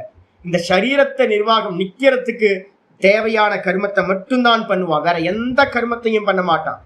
அவனுக்கு வந்து பாத்தீங்கன்னா அந்த கர்மங்களாலும் வந்து பாத்தீங்கன்னா ஐயோ அவர் வந்து ஒரு சாண்டாள வீட்டுல போய் பிக்ஷை வாங்கிட்டாரே அது பாப்பமா அப்படின்னா மண்ணாங்கட்டி பாப்பான். இந்த ஜெகத்தே போய் அவருக்கு, இந்த தேகமே போய் அவரு சாண்டாள வீட்டுல போய் பிக்ஷை வாங்கினா என்ன, பிராமண வீட்டுல போய் வந்து வத்த குழம்பு பிக்ஷை வாங்கினா என்ன, ரெண்டும் ஒண்ணுதான். அப்ப அவர் வந்து பாத்தீங்கன்னா எங்க படுத்து தூங்குவார்? யஜ்ஞசாலையில தூங்கினாலும் சரி, கோயில் வாசல்ல தூங்கினாலும் சரி, இல்ல வந்து பாத்தீங்கன்னா ஒரு சேரியில வந்து பாத்தீங்கன்னா ஸ்லம் ஏரியால தூங்கினாலும் சரி, அவருக்கு எந்த தோஷமும் இல்லை. அவுத்து போட்ட யாராவது அவுத்து போட்ட ஒரு துணி கிடைச்சா கூட போதும், எடுத்து கட்டிக்கிட்டா போதும், அதுல இருந்து எந்த தோஷமும் வரவே வராது. அவர் சரீரத்தை மட்டும் நிர்வாகம் பண்றதுக்கு என்ன உண்டோ அவர் பண்ற கர்மங்கள் அவருக்கு எந்த தோஷமும் வராது. அவருக்கு ஏதாவது கர்மம் பண்ணுவானா அப்படின்னா எந்த கர்மமும் பண்ண மாட்டான் அப்படின்னு ஆச்சாரியார் இதீச்ச ஷரீரஸ்திதி காரண அதிரிக்தஸ்ய கர்மனோ நிவாரணாத். சரீரத்தை நிக்க வைக்கிறதுக்கு அந்நியமா வேற எந்த கர்மமும் வந்து பாத்தீங்க அப்படின்னா அவன் பண்ண மாட்டான். அப்படின்னு அவனுக்கு கர்மங்கள் எல்லாம் நீக்கப்பட்டிருக்கு, நிவாரணம் செய்யப்பட்டிருக்கு. அப்ப நல்லா தெரிஞ்சுங்க, கர்மம் கர்மயோகம். ஒருத்தனுக்கு ஞானம் வந்துருச்சு அப்படின்னா அவனுக்கு கர்மம் தன்னோட சரீரத்தை காப்பாத்துறதுக்கு மட்டும்தான் கர்மம். அதுக்கு அந்நியமா பிக்ஷாடனத்தை தவிர்த்து வேற எந்த கர்மமும் இல்லை. அவன் என்ன பண்ணுவான்? அவனுக்கு ஒரே இது தான் தான் தான் தான் தான்லயே நிக்க வேண்டியது. தான்ல நின்னவனுக்கு வந்து பாத்தீங்கன்னா பிரம்ம வித்து பிரம்மவேத பிரம்மைவ பவதி, அவன் பிரம்மத்தை அறிஞ்சானா அதுக்கப்புறம் வேற இண்டிவிஜுவல் கான்சியஸ்னஸ்ல அறிஞ்சான், அவன் வந்து பாத்தீங்கன்னா அகண்டத்தை அறியறதுக்காக நிஷ்டான்னு சொல்றோம். இண்டிவிஜுவல்ல இருந்து அகண்டத்துக்கு போயிட்டான் அப்படின்னா அதுக்கப்புறம் அவனுக்கு எந்த ஒரு பண்றதுக்கு வேலையும் இல்லாம போயிடுது. இதுக்கப்புறம் ஆச்சாரியர் சொல்ற அவன் என்ன பண்ணுவான் தெரியுங்களா உங்களுக்கு? சரி, நிஷ்டையில இருக்கிறவன் என்ன பண்ணணும் இப்ப நான் உங்களுக்கு சொல்லி கொடுத்துட்டு இருக்கேன் கீதாலெல்லாம். ஆச்சாரியர் வந்து பாத்தீங்கன்னா 5வது அத்தியாயத்துல 8வது ஸ்லோகத்தை கோட் பண்றார். 5:8 இருக்கிற ஸ்லோகம் சொல்றார், நைவ கிஞ்சித் கரோமீதி யுக்தோ மன்யேத தத்வவித் இது அனேனச்ச. இந்த மந்திரம் ரொம்ப அருமையான மந்திரம். 5:8 வந்து பாத்தீங்கன்னா சொல்லுது, நைவ கிஞ்சித் கரோமீதி யுக்தோ மன்யேத தத்வவித் பஷ்யன் ஸ்ருண்வன் ஸ்பிருஷன் ஜிஹ்ரன் அஷ்ணன் கச்சன் ஸ்வபன் ஸ்வசன் பிரலபன் விசுர்ஜன் கிருண்ணன் உன்மிஷன் நிமிஷன் நபி இந்திரியாணீந்திரியார்த்தேஷு வர்த்தந்த இதி தாரயன். 5:8 5:9. அந்த நிஷ்டையில இருக்கிறவன் என்ன பண்ணுவான் தெரியுங்களா? அந்த நிஷ்டையில இருக்கிறவன் வந்து பாத்தீங்கன்னா நான் ஒன்றையும் செய்யவில்லை. இதை இப்ப பிராக்டிஸ் பண்ண முடியும். இப்ப யாராவது கேட்கறாங்க, சுவாமி நீங்க பாடம் படிச்சு கொடுக்குறீங்களே, நான் இப்ப சொல்றேன் இல்ல நான் பாடம் படிச்சு கொடுக்கல, வாய் பேசுது. யார் சுவாமி வாயை பேச வைக்கிறது? குணா குணேஷ் வர்த்தந்தே, சத்துவகுணம் ரஜோகுணம் தமோகுணம், இந்த 3 குணங்கள் பேச வைக்குது. நான் யாரு? நான் பாக்குறேன். நான் யாரு? நான் பாக்குறேன். ஒவ்வொரு காரியத்துக்கு பின்னாடியும் தத்துவத்தை தெரிஞ்சவன் என்ன பண்ணுவான் அப்படின்னா பார்த்தல், கேட்டல், சுவாசித்தல், நடத்தல், எடுத்தல், எதெல்லாம் இந்த சரீரத்துல என்னென்னலாம் கர்மம் நடக்குதோ பேசுறது, இது எல்லா கர்மத்தையும் வந்து பாத்தீங்கன்னா என்ன பண்றான்? நான் பண்ணவில்லை. நைவ கிஞ்சித் கரோமி, நான் ஒன்றையும் பண்ணவில்லை. இதெல்லாம் நடக்குது, இந்த சரீரத்துல நடக்குது. சரீரத்தை ஆப்ஜெக்ட் பண்ணிட்டு இருக்கான். வெறும் தான் தான் தான் தான் நான் திரஷ்டா, எனக்கு சரீரம் இல்லை அப்படின்றதுல நிக்கிறாம, சரீரமே இல்லை எனக்கு, நான் வந்து பாத்தீங்கன்னா ஆத்மஸ்வரூபம்னு நின்னுக்கிட்டு இந்த காரியங்கள் எல்லாத்தையும் நான் செய்யவில்லை அப்படின்னு ஆப்ஜெக்ட் பண்ணிட்டு நிக்கிறான். அது மாதிரி நிக்கிறவன் வந்து பாத்தீங்கன்னா ஆச்சாரியார் இங்க சொல்றார், நைவ கிஞ்சித் கரோமேதி யுக்தோ மன்யேத தத்வவித். யார் அவன்? யுக்தன், யோகின்னு பேர் அவனுக்கு பேர். கர்மத்துல ஈடுபடுறதுக்கு என்ன வேலை? நாங்க தான் கேட்கிறோம். ஒருத்தன் ஞானம் வந்துருச்சு, ஞானம் வந்தா அவனுக்கு வந்து பாத்தீங்கன்னா மனனம் பண்ணவனுக்கு நல்லா தெரியணும், எனக்கு ஒரே ஒரு காரியம் தான். இப்ப நான் மனனம் பண்ணிட்டு இருக்கிறதுனால ஒரே ஒரு காரியம். காலையில ஒரு சாமி வந்து பாத்தீங்கன்னா எனக்கு இன்விடேஷன் வச்சார். சுவாமி சாரதா கோயில் கும்பாபிஷேகத்துக்கு வரணும். திருவண்ணாமலை தான், பக்கம் தான், என்னோட சிஷ்யரோட ஒரு ஆசிரமம். அவர் கோயில் கட்டியிருக்காங்க, வந்து கும்பாபிஷேகத்துக்கு வரணும். நான் சொல்லிட்டு நான் வரமாட்டேன், எந்த நல்லது கெட்டது எதுவும் வரமாட்டேன். சுவாமி சாரதா கோயில் தான், அதான் டெய்லி நாங்கள் சாரதாவை தான் வந்து பார்த்தீங்கன்னா அபியாசம் பண்ணிட்டு இருக்கோம். வித்யாபியாசம் தான் டெய்லி அர்ச்சனை போயிட்டு இருக்கு. நான் பண்ணாத அர்ச்சனையா வெளியில் போய் கோயில் கட்டி சாரதாக்கு வந்து ஒரு ஆரத்தி கட்டினா சரியாயிடுமா? இப்போ வித்யா பண்ணிட்டு இருக்குமே, இந்த வித்யா அபியாசம் இருக்கு, இதுதான் சாரதைக்கு வந்து பார்த்தீங்க அப்படின்னா மிகப்பெரிய வந்து பார்த்தீங்கன்னா அர்ச்சனை பூச்சனம் இதுதான். அதனால நாங்கள் நல்லாவே பண்ணிட்டு இருக்கோம். சாமி நான் வரல. ஏன் சாமி ஒரு அரை மணி நேரம் வந்துட்டு போகலாமே அப்படின்னா என்ன பிரச்சனை தெரியுங்களா உங்களுக்கு? ஏன் போக மாட்டேன் தெரியுங்களா? நான் போவேன், 4 பேர் வருவாங்க, 4 பேர் வருவாங்க. அப்புறம் அவங்கள நான் பார்த்தும் போது கிளாஸ்க்கு டைம் ஆகிடும். நான் கிளாஸ்க்கு வந்து பார்த்தீங்கன்னா மனசு எப்பவுமே நினைப்பேன், கிளாஸ்க்கு முன்னாடி 1 மணி நேரம் வந்து பார்த்தீங்கன்னா எனக்கு ரொம்ப ரிலாக்ஸாக இருக்கும். நான் வந்து பார்த்தீங்கன்னா விவகாரங்களில் ஈடுபட்டேன் அப்படின்னா அது வந்து பார்த்தீங்கன்னா இப்போ கிளாஸில் ரிஃப்ளெக்ட் ஆகும். இப்போ வந்து நான் வந்து அதனால தான் சில சமயம் நெட்டு வந்து கொஞ்சம் ப்ராப்ளம் ஆச்சுன்னு வச்சுங்களேன், நான் என்ன பண்ணுவேன்னா 5 நிமிஷம் நெட்டு காலையில் சில சமயம் ஆகும் தெரியுங்களா உங்களுக்கு, ஏதாவது என்னோட நெட்டில் ப்ராப்ளம் ஆகும். நான் இமீடியட்டாக என்ன பண்ணுவேன், 30லேருந்து 35 வரும்போதே நான் என்ன பண்ணுவேன், ஒரு மெசேஜ் தட்டி விட்றேன், இன்னைக்கு கிளாஸ் இல்லை, லீவு, நாளைக்கு பார்த்துக்கலாம் அப்படின்னு. ஏன் சாமி 5 நிமிஷம் கழிச்சு வந்து இல்லை, மனசு வந்து பார்த்தீங்கன்னா ஒரு ரிதத்தில் போயிட்டு இருக்கணும். சுவாத்தியாயத்துக்குன்னு ஒரு ரிதம் இருக்கு. அந்த ரிதத்துல இருந்து வந்து பார்த்தீங்கன்னா விவகாரங்கள் வந்துச்சுன்னா, யாராவது இப்போ 4 மணிக்கு கிளாஸ் ஆரம்பிக்கிறதுக்கு முன்னாடி ஒரு 3 மணிக்கு ஒருத்தர் நேற்று இன்விடேஷன் கொடுக்கறதுக்கு ஒருத்தர் வரேன் அப்படின்னு வந்தார். நான் சொல்ல வர முடியாது, லீவு நாளில் பார்க்கலாம். சுவாத்தியாயம் நடக்கிற நாள்ல யாரையுமே பார்க்கறது இல்லை. ஏன் சுவாமி அப்படின்னா அவங்க 3 மணிக்கு வருவாங்க, எனக்கு 4 மணிக்கு கிளாஸ் இருக்கும். நான் கரெக்டாக வந்து பார்த்தீங்கன்னா ஸ்நானம் பண்ணிட்டு அதுக்காக உட்காந்து கொஞ்சம் ஜெபம் பண்ணிட்டு நான் பாட்டுக்கு நீங்கள் ஃப்ரீயாக கிளாஸ்க்கு வருவேன். இவங்க என்ன பண்ணுவாங்க, வந்து ஊர் விவகாரம்லாம் பேசுவாங்க. அப்போ அது உள்ளே போகும். அப்போ சிந்தனை எப்படி இருக்கும், நிர்மலமாக இருக்குமான்னு கேட்டீங்கன்னா நிர்மலமான சிந்தனை இருக்காது. போச்சு, அன்னையோட இது போச்சு உங்களுக்கு. நான் என்ன பண்ணுவேன், கிளாஸ் லீவு அப்படின்ட்டு 3:30 மணி 3:45 வரைக்கும் அவங்கள என்ன கழுத்தை பிடிச்சி நீங்கள் போங்கன்னு அனுப்ப முடியும்? நிறைய பேருக்கு விவசாய தெரியாது, போக மாட்டாங்க. அப்போ நம்ம கிளாஸை வந்து பார்த்தீங்கன்னா தள்ளிப்படும். இதெல்லாம் நான் ஃபேஸ் பண்ணியிருக்கேன். அதனால ஒரு நியமம் வச்சிருக்கோம். என்னன்னு கேட்டிங்கன்னா, விவகாரம் பண்ணுறவங்க வந்து பார்த்தீங்க அப்படின்னா என்ன பண்ணக்கூடாது, உள்ளே வந்தாங்க அப்படின்னா நம்ம சுவாத்தியாயம் நடக்காது. அப்போ வந்து பார்த்தீங்க அப்படின்னா சுவாத்தியாயம் பண்ணுறதுக்குன்னு ஒரு இது இருக்குது. அதே மாதிரி வந்து பார்த்தீங்க அப்படின்னா நான்ல நிற்கிறவன் என்ன பண்ணுவான் தெரியுங்களா, நான்ல நிற்கிறதுக்கு இந்த சுவாத்தியாயம் கூட பாடம் எடுக்கிறது, பாடம் படித்து கொடுக்கறதெல்லாம் இருக்குல்ல, இதெல்லாம் கூட தடையாயிடும். சர்வத்தையும் தியாகம் பண்றது தான். அப்ப என்ன சொல்லியிருக்காரு அப்படின்னா, இது சரீர ஸ்திதி பிரயோஜனம் ஸ்திதி மாத்திர பிரயுக்தேசு அபி. சரீர நிக்கணுன்ற கருமத்துல கூட வந்து பாத்தீங்கன்னா அவனுக்கு என்ன இருக்கக்கூடாது, அபிமானம் வரக்கூடாது. மாலை மரியாதை எங்கேயும் போக மாட்டான். ரமணர் எங்கேயாவது ப்ரோக்ராம் போயிருக்காருன்னு பார்த்தீங்க அப்படின்னா எந்த ப்ரோக்ராமுக்கும் இருக்காது. அதனால தான் நம்ம சொல்லுவோம், ஞான யோகத்துக்குள்ளார வந்துட்டா என்ன பண்ணிடணும்னு கேட்டிங்கன்னா, நவராத்திரியை வந்து பார்த்தீங்கன்னா தூக்கி ஓரமாக வச்சிடணும், பொம்மையெல்லாம் எடுத்து மற்றவங்கள்ட்ட கொடுத்துடணும். அதுக்கப்புறம் வந்து பார்த்தீங்கன்னா என்னென்னலாம் வருஷம் ஃபுல்லாக ப்ரோக்ராம் வச்சுருக்கோமோ எல்லா ப்ரோக்ராமையும் வந்து பார்த்தீங்கன்னா மற்றவங்கள்ட்ட கொடுத்துட்டு பேசாமல் நித்திய நைமித்திகத்தை மட்டும் பண்ணிக்கிட்டு சுவாத்தியாயத்தை பண்ணிக்கிட்டு நித்தியம் வந்து பார்த்தீங்கன்னா ஒரு யோகியா மாறிடணும். சதா ஈஸ்வர ஸ்மரணத்தை பண்ணணும். என்னைக்காவது ஒரு நாள் ப்ரோக்ராம் பட்டு பண்ணீங்கன்னா சுவாத்தியாயம் கெட்டு போயிடும். அப்போ அடுத்த லெவலுக்கு போகும்போது தான்ல நிற்கிறான் அப்படின்னா, தான்ல நிற்கிறவனுக்கு சரீர யாத்திரைக்கு தேவையானதை தவிர்த்துட்டு வேற எந்த கருமத்தையும் வந்து அவன் பண்ணக்கூடாது. அப்படின்னு வந்து பார்த்தீங்கன்னா தரிசன ஸ்ரவணாதி கருமசு, அவன் நிஷ்டையில இருக்கிற போது அவன் பார்த்தல் கேட்டல் முதலிய கருமங்கள்ல கூட சரீர நிக்கிறதுக்கு என்ன தேவையோ அந்த கருமங்கள்ல கூட ஆத்ம யாத்தாத்மிய விதக, ஆத்மாவோட யதார்த்த சுரூபத்தை அறிந்தவன். ஆத்மாவோட யதார்த்த சுரூபம் என்னது, சச்சிதானந்தம். யாரு பண்றா? அப்போ வேற யாரு பண்றா? நான் பண்ணல, திரிகுணம் மாயா பண்ணுது. பிரகிருதே கிரியமானானி குணை கருமானி சர்வசக அகங்கார விமூடாத்மா கர்த்தா அகமிதி மன்யதி தத்துவவித்து மகாபாகு குணகர்ம விபாகயோ குணா குணேஷி வர்த்தந்த இதிமத்வான சஜ்ஜதி. 3:27 3:28. ஒரு தத்துவத்தை அறிந்தவன் என்ன பண்றான், குணங்கள் குணங்களில் இயங்குகின்றன. இந்த சரீரத்துல இருக்கிற குணங்களோட காரியமா இருக்கிற புத்தி, மனசு, இந்திரியங்கள் எல்லாம் வெளியில இருக்கக்கூடிய சப்தரூப ரச கந்த ஸ்பர்ஷம்னு சொல்லக்கூடிய குணங்களோட காரியத்துல டும் டும் டும் ஏதோ நடந்துகிட்டு இருக்கு ரெண்டுத்துக்கு நடுவுல. நான் இது எல்லாத்தையும் பார்த்துக்கிட்டு இருக்கேன்.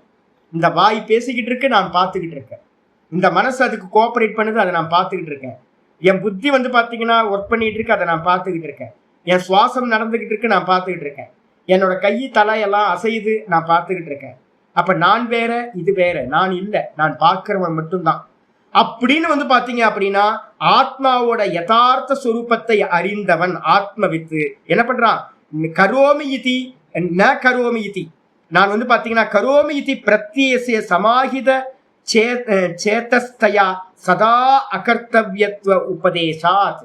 அவன் என்ன பண்ணணும் அப்படின்னு கேட்டீங்கன்னா ஒரே காரியம் பண்ணணும். நான் பண்ணல, நான் பண்ணல, நான் பண்ணல, நான் பண்ணல அப்படின்னு வந்து பாத்தீங்கன்னா கரோமி இதி பிரத்யேசிய, நான் செய்கின்றேன் அப்படின்ற ஒரு பிரத்யம் இருக்கே, ஒரு தாட்டு வருது இல்லை, நான் பண்றேன் நான் பண்றது நமக்கு எல்லாத்துக்கும் பேசிக் தாட்டே அதான். கர்த்திருவம் தான் வந்து பாத்தீங்கன்னா எல்லா அஜ்ஞானிகளுக்கும் பேஸ் தாட்டா இருக்கிறது. கர்த்திருவம்னா எந்த காரியம் நடக்காது. அப்ப இவன் என்ன பண்ணுவான் அப்படின்னு கேட்டீங்கன்னா நான் பண்றேன் அப்படின்ற எண்ணத்தை, நான் செய்கின்றேன் என்ற எண்ணத்தை என்ன பண்ணுவான்? சமாஹித சேதஸ்தயா, நல்லா ஏகாகிர சித்தத்தை பண்ணி நல்லா வந்து பாத்தீங்கன்னா சமாதி சித்தத்துல இருந்துகிட்டு சதா காலமும் அவன் என்ன பண்ணுவான்? அகர்த்தவியத்துவ உபதேசாத், நான் செய்யவில்லை, நான் செய்யவில்லை, நான் செய்யவில்லை, நான் பார்க்கின்றவன், நான் சாட்சி, நான் சாட்சி அப்படின்னு சதா காலமும் அந்த நிஷ்டையில இருக்கிறவன் வந்து பாத்தீங்கன்னா செய்ய வேண்டும் அப்படின்னு உபதேசிக்கப்பட்டிருக்கிறது. அப்போ ஞான நிஷ்டையில ரமண பகவான் குகையில இருந்து 22 வருஷம் என்ன சாமி பண்ணிருப்பாரு? என்ன பண்ணிருப்பாரு? நம்ம கேள்வி வரும்ல, என்ன பண்ணிருப்பாரு? இதான் பண்ணிருப்பாரு. நான் பண்ணவில்லை, நான் கர்த்தா இல்லை, நான் போக்தா இல்லை, நான் சரீரம் இல்லை. ஒவ்வொரு தாட்டு வரும்போதும் நான் இல்லை, இது நான் இல்லை, இது நான் இல்லை, இது நான் இல்லை, இது நான் இல்லை அப்படின்னு பரம் பிரசங்கியானம்னு சொல்லக்கூடிய அந்த தியானத்தை தான் பண்ணிருப்பார். நேர்த்தியை தான் சதா காலமும் பண்ணிட்டு இருப்பார். இப்படிதான் பண்ணணும் அப்படின்னு உபதேசிக்கப்பட்டிருக்கு. நிரோத சம்ஸ்காரம்னு பேரு.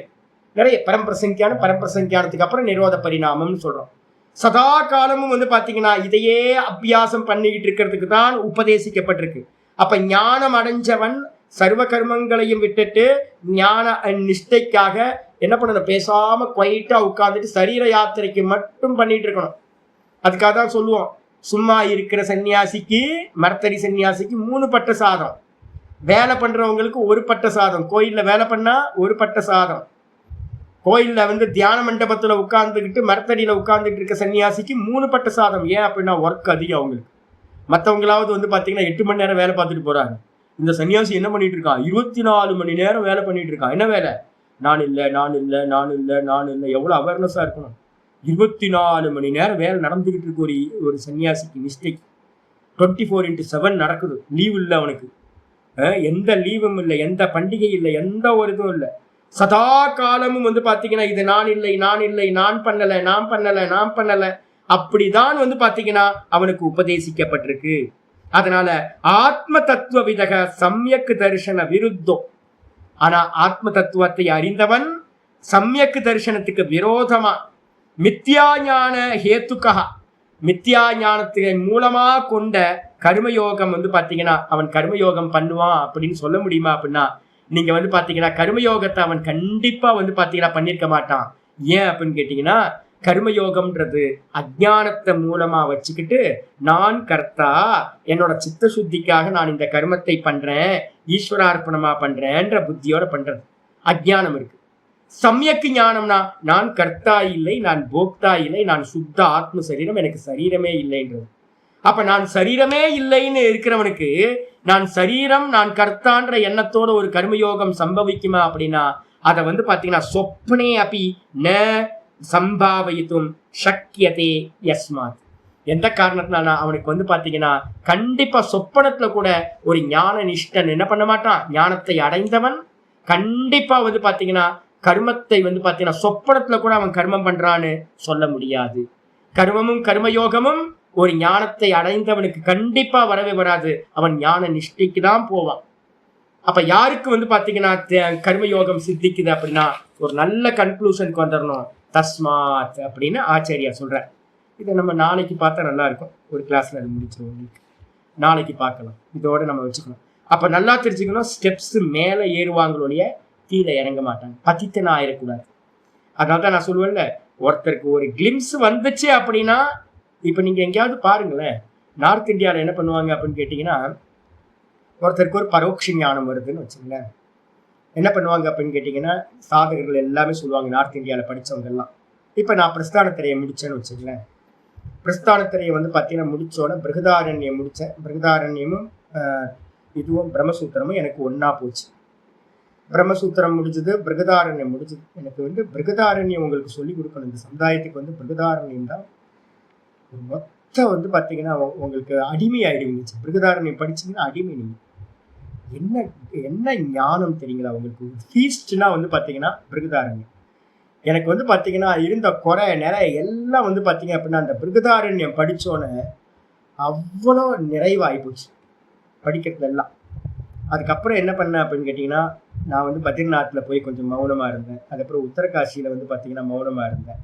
வேறு எதுவுமே இல்லை. அப்போ எனக்கு என்ன தோணுச்சு அப்படின்னு கேட்டிங்கன்னா, ஒன்றே ஒன்று பண்ணணும். என்னன்னு கேட்டிங்கன்னா, மனனமும் நிதித்தியாசனமும் மட்டும்தான் பண்ண வேண்டியது.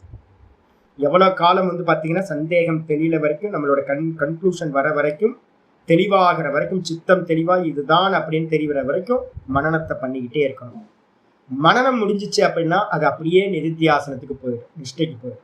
இந்த ரெண்டத்தை தவிர்த்து வேற எந்த காரியமும் இந்த உலகத்துல பண்ண வேண்டியது இல்லை அப்படின்னு வந்து பாத்தீங்கன்னா, ஒரு சிரவணம் நல்ல முறையில பண்ணினீங்கன்னா உங்களுக்கு வந்து பாத்தீங்கன்னா கிடைச்சு. இந்த உலகத்துல எந்த காரியமும் பண்ண வேண்டியது இல்லை. ஏன் அப்படின்னு கேட்டீங்கன்னா, இது எல்லாம் வந்து பாத்தீங்கன்னா போய் நம்ம ஏதாவது பண்ணணும்னு இருந்தா, கர்மத்தை பண்ணணும்னா அதை கர்மயோகமா தான் பண்ணணும். ஏன் அப்படின்னா அது சித்த சுத்தியை கொடுத்து இது பொய்ன்னு தெரிய வைக்கும். இந்த கர்மயோகத்தை எதுக்கு பண்ணோம்? இது பொய்ன்னு தெரியறதுக்கு சித்த சமநிலை வேணும். சித்த சமநிலை வந்துடுச்சு அப்படின்னா இதுல உங்களுக்கு தாற்பயமே இல்லாம போயிடும். அதுக்கப்புறம் ஞானம் வந்து பாத்தீங்கன்னா நல்லா ஃப்ளோ ஆக ஆரம்பிச்சிருங்க. அதனால வந்து ஒரே ஒரு காரியம் தான் என்ன அப்படின்னா, கர்மம் கர்மயோகம். கர்மியா இருக்கிறவன் கர்மயோகத்தை பண்ணணும். ஞானம் வந்தவன் ஞான நிஷ்டைக்கு போகும். அப்ப ஞானம் வந்தவன் வந்து பாத்தீங்கன்னா இந்த உலகத்துல நடக்கிறதெல்லாம் தப்பு தப்பா நடந்துகிட்டு இருக்கு. இதெல்லாம் வந்து பாத்தீங்க அப்படின்னா ஒரு இந்த போன நூற்றாண்டுல ஆரம்பிச்சது. இதுக்கு முன்னாடி வரைக்கும் பழைய செட்டப் எல்லாம் பாத்தீங்க அப்படின்னா ரொம்ப கிளியரா இருக்கும். சரியை, கிரியை, யோகம், ஞானம், இவ்வளவுதான். ஸ்டெப் ஸ்டெப்பா மேலதான் ஏறணும் மொழிய, கீழே இறங்கக்கூடாது. மேல் நோக்கி போகணும் ஸ்டெப்ஸ் எல்லாமே. சோப்பானம்னு பேரு சாஸ்திரத்துல வந்து பாத்தீங்கன்னா சோப்பானம்னு சொல்லுவாங்க. மெதுவா மெதுவா அடுத்தடுத்த நிலைக்கு போறது. மேல ஏறினவன் கீழே இறங்கக்கூடாது, இதான் விஷயம். இப்ப நம்ம மேல ஏறணும்னா என்ன பண்ணணும்? ஞானம் உற்பத்தி ஆகணும்னா என்ன பண்ணணும்? பாப்பம் நாசமாகும். பாப்ப நாசம் ஆகணும்னா என்ன பண்ணணும்? கர்மயோகம் பண்ணி. கர்மயோகம் வந்து பாத்தீங்கன்னா வித்யா உற்பத்தி ஆகிறதுக்கு கர்மயோகத்தை தான் சார்ந்தது. கர்மயோகத்தினால வந்து சித்த சுத்தி. பேனர் போட்டீங்க மாட்டிட்டீங்க. இங்க ஏகப்பட்ட பேர் பேனர் போட்டு மாட்டிக்கிட்டான். ஐயோ, நீங்க நடந்துட்டு இருக்க கர்மயோகம்ன்ற பேர்ல நடக்கிறதெல்லாம் பாத்தீங்க அப்படின்னா ரொம்ப கஷ்டமா இருக்கு. ரொம்ப கஷ்டமா இருக்கு. நீங்க பாத்தீங்க அப்படின்னா தெரியவே தெரியாது. 100 ரூபாய் கர்மயோகம்னு சொல்லி யார் வாங்குறாங்களோ அவங்க 98 ரூபாய் தனக்காக செலவு பண்ணிக்கிட்டு 2 ரூபாயில 1 ரூபாய் பேனர் அடிச்சு ஒட்டி 1 ரூபாய் வந்து பாத்தீங்கன்னா பப்ளிக்கு பண்ணிட்டு இருக்காங்க. இதான் நடந்துகிட்டு இருக்கு இந்தியா ஃபுல்லா. ஒரே இது. அதுவும் வந்து பாத்தீங்க அப்படின்னா பில்டிங்கா கட்டிக்கிட்டே இருக்காங்க. ஏக்கர் கணக்கில் வாங்கிக்கிட்டே இருக்காங்க. தன்னோட லக்ஸுரிஸை வந்து அதிகப்படுத்திக்கிட்டே போறாங்க. பப்ளிக் சேவை நடந்திருக்கா அப்படின்னு கேட்டீங்கன்னா, இத்தனை வருஷங்கள் நடந்ததுக்கு வந்து பாத்தீங்கன்னா இங்க ஒரு ஏழை இருந்துடக்கூடாது. ஒரு எஜுகேஷன் இன்ஸ்டிடியூஷன் பார்த்தீங்க அப்படின்னா கிறிஸ்தவ மிஷினரி எவ்வளவு பண்ணிட்டு இருக்கோ அதுல கால்வாசி கூட வந்து பாத்தீங்கன்னா நம்ம சாமியார்கள் வந்து பாத்தீங்கன்னா பேரை சொல்லிட்டு பண்றவங்க பண்ணவே இல்லை. கர்மயோகம் நடந்திருக்கா அப்படின்னா கர்மயோகன்ற பேர்ல கல்வி வந்து பாத்தீங்கன்னா எஜுகேஷன் வந்து பாத்தீங்கன்னா ஒரு வியாபாரமா இருக்கு. நல்லா வளப்படுத்திக்கிட்டாங்க. அதனால கர்மயோகம் வந்து பாத்தீங்கன்னா அது வைதிக கர்மயோகம் இல்லை. வைதிக கர்மயோகம்ன்றது சுதர்மம் தான். வைதிக கர்மயோகம் நம்ம ரோலை வந்து பாத்தீங்கன்னா நல்ல முறையில பண்றது. நான் சொல்லியிருக்கேன்ல, இந்த மகாவியாதனோட ஒரு கதையை நான் மகாபாரதத்துல இருக்கிற கதையை சொல்லிக்கிட்டே இருக்கிறது. கொக்கென்று நினைத்தாயோ கொங்கனவா அப்படின்னு ஒரு கதை இருக்கு. ஒரு ரிஷி வந்து தபஸ் பண்ணிட்டு வரார். நீண்ட காலம் தபஸ் பண்ணிட்டு வரார். வந்த மாத்திரத்துல வந்து ஒரு நதிக்கரையில இருந்து அர்க்கியம் கொடுக்குறார். அர்க்கியம் கொடுக்கறதுக்கு தண்ணி எடுத்து வைக்கிறார். மேல ஒரு கொக்கு பறந்து போனது வந்து பாத்தீங்கன்னா எச்சத்தை போட்டுருக்கு. நேரா அதோட எச்சம் வந்து பாத்தீங்கன்னா இவரோட கையில விழுந்தோட இவருக்கு கோபம். என்ன பண்ண அப்படின்னு அப்படி உத்து பாக்குறாரு. உத்து பார்த்தா அப்படியே இவரோட தபஸோட வலிமையில அப்படியே சாம்பலாகி அந்த கொக்கு செத்து போய் கீழே விழுவுது. இவருக்கு ரொம்ப பெருமிதமாச்சு. ஆஹா, நான் தபஸ் பண்ண பலன் எனக்கு கிடைச்சிருச்சு அப்படின்னு. இவர் நேரா வந்து பாத்தீங்க அப்படின்னா அகங்காரத்தோட வர்றார். ஒரு கிராமத்தோட உள்ளுக்குள்ளார வர்றார். வந்தோடனே வந்து பசி, நல்ல மத்தியான நேரம் பசி. நேரா வந்தவர் என்ன பண்றாரு அப்படின்னா ஒரு வீட்டுக்கு முன்னாடி பகவதி பிக்ஷாந்தேகின்ற நாராயண ஹரி அப்படின்ற நாராயண ஹரின்னோட ஒரு 10 வாட்டி சொல்லி பார்க்குற ஒண்ணுமே காணும், சத்தமே இல்லை. என்னம்மா அது, யாராவது இருக்கீங்களா இல்லையா அப்படின்னு ஒரு அம்மா வந்தாங்க. இருங்க இருங்க அப்படின்னு ஒரு அம்மா வந்தாங்க, ஒரு வயசு பொண்ணு. வந்தோடனே, சாமி கொஞ்சம் இருங்க, என்னோட மாமனார் மாமியாருக்கு நான் சேவை பண்ணிட்டு இருக்கேன், அதனால வந்து பார்த்தீங்கன்னா அதெல்லாம் முடிஞ்சதுக்கு பிறகு உங்களுக்கு நான் பிக்ஷாடனம் பண்ணி வைக்கிறேன், பிக்ஷையெல்லாம் பண்ணி வைக்கிறேன், நீங்கள் இருங்க அப்படின்னு சொல்லிட்டாங்க. இவர் வந்து பார்த்தீங்கன்னா உட்காந்துருக்காரு, திண்ணையில உட்கார்ந்தாரு. டைம் ஆகிட்டே இருக்கு. அந்த பொண்ணுக்கு உள்ளே போனது வரவே இல்லை. இவருக்கு கோபத்தில் வந்து பார்த்தீங்கன்னா நான் சன்னியாசி வந்திருக்கேன் அப்படின்னு அந்த அம்மா நேராக வந்தாங்க. அந்த சின்ன பொண்ணு ஒரு 25 வயசு தான் இருக்கும். அந்த பொண்ணு வந்துச்சு, இந்த கொக்குன்னு நினச்சிங்களா சாமி, என்ன எரிச்சிட போறீங்களா, கொக்கு நினைச்சிங்களா என்ன அப்படின்னு. இவருக்கு அப்படியே தூக்கி வாரி கொக்கு, நான் நதிக்கரையில கொக்கை எரிச்சது இது இப்படி இந்த பொண்ணுக்கு தெரியும் அப்படின்னு. எப்படிமா உனக்கு இந்த திரிகாலிங்கத்துவம் எப்படி வந்துச்சு அப்படின்னு கேட்கும்போது, எனக்கு அதெல்லாம் ஒன்றும் தெரியாது, என் குருநாதர் ஒருத்தர் இருக்காரு மார்க்கெட்ல வந்து பார்த்தீங்கன்னா ஒரு இருக்காரு, அவரை போய் பாருங்க அப்படின்னு. இவருக்கு ஒரே ஆச்சரியம், என்னடா அது, நம்ம தபஸ் பண்ணி எங்கேயோ தபஸ் பண்ணி அடைஞ்சது இந்த பொண்ணு வந்து சர்வசாதாரணமா அடைஞ்சிருக்கு. அப்ப நேரா வந்து பாத்தீங்க அப்படின்னா அந்த தெருவுக்கு போறார், தெருக்கடைக்கு. அவர் விசாரிச்சுக்கிட்டே போனா அங்க ஒரு மகாவியாதன் அப்படின்னு ஒரு ஆள் இருக்கார், கசாப்பு கடைக்கார. மாமிசத்தை வந்து பாத்தீங்க அப்படின்னா இது பண்ணி பிரிச்சு கொடுத்து விற்கிறவன். என்ன பண்ணிட்டு இருப்பான், வெட்டி கசாப்பு கடைக்கார வேலை பண்ணிட்டு இருக்கான். ஓஹோ, அந்த பொண்ணு அனுப்பிச்சா, வாங்க உட்காருங்க அப்படின்னு சொல்றேன். என்னடா இது, அந்த பொண்ணு அனுப்பிச்சுன்னு நம்ம சொல்லாமே அவருக்கு தெரியுது. சரி உட்காருங்க அப்படின்னு இவர் வந்து பார்த்தீங்கன்னா எல்லா வேலையெல்லாம் முடிச்சு கடையெல்லாம் ஏற கட்டி வச்சு, சரி சாமி வாங்க போ அப்படின்னு நேராக வீட்டுக்கு கூப்பிட்டு போன இவரும் என்ன பண்ணுறாரு, வீட்டுக்கு வெளியில் ஒரு ஆசனத்தை போட்டு இங்கே உட்கார நேரம் என் வேலையெல்லாம் முடிச்சுட்டு வரேன் அப்படின்னு வந்து பார்த்தீங்கன்னா உள்ளே போய் தன்னோட வயசான அப்பா அம்மாவை வந்து பார்த்தீங்கன்னா நல்லா பராமரிக்கிறார். அவங்களுக்கெல்லாம் தொடச்சி இது பண்ணி, வயசானவங்க முடியாதவங்க அவங்களுக்கு எல்லாம் வந்து பார்த்தீங்கன்னா உணவெல்லாம் கொடுத்து எல்லாம் முடிச்சதுக்கு பிறகு அதுக்கப்புறம் வெளியில் வந்து உட்காந்து, சொல்லுங்க சாமி என்ன வேணும் உங்களுக்கு அப்படின்னு கேட்குறாரு. இப்படிங்க இந்த ஞானம்லாம் அப்படின்னு, எங்களுக்குலாம் ஒன்றும் தெரியாது, நாங்கள் எங்களோட கர்மத்தை வந்து பார்த்தீங்கன்னா யோகமாக பண்ணுறோம். அப்போ நல்லா புரிஞ்சுங்க, மகாவியாதனோட கதையில இருந்து என்ன தெரிய வருது அப்படின்னு கேட்டீங்கன்னா, பேனர் போட்டு பண்றது கர்மயோகம் இல்லை, பெரிய பெரிய இன்ஸ்டிடியூஷன் நடத்துறது கர்மயோகம் இல்லை, ஹாஸ்பிட்டல் கட்டுறது, கும்பாபிஷேகம் பண்றது, கோயில் கட்டுறது, இதெல்லாம் இல்லை. கர்மயோகம்ன்றதுக்கு அர்த்தம் காலையில இருந்து சாயந்தரம் வரைக்கும் நான் பண்ற டே டு லைஃப் எனக்கு என்ன கேரக்டர் கொடுத்துருக்கோ, அது கசாப்பு கடைக்காரனா இருந்தாலும் சரி, இல்ல ஒரு கிரகிணியா வந்து பாத்தீங்கன்னா வீட்டுக்குள்ளார ஒரு ஹவுஸ் ஒய்ஃபா இருந்தாலும் சரி, அவங்கவுங்க கர்மத்தை சதா வந்து பாத்தீங்கன்னா ஈஸ்வர அர்ப்பணமா பண்ணிக்கிட்டே இருக்காரு.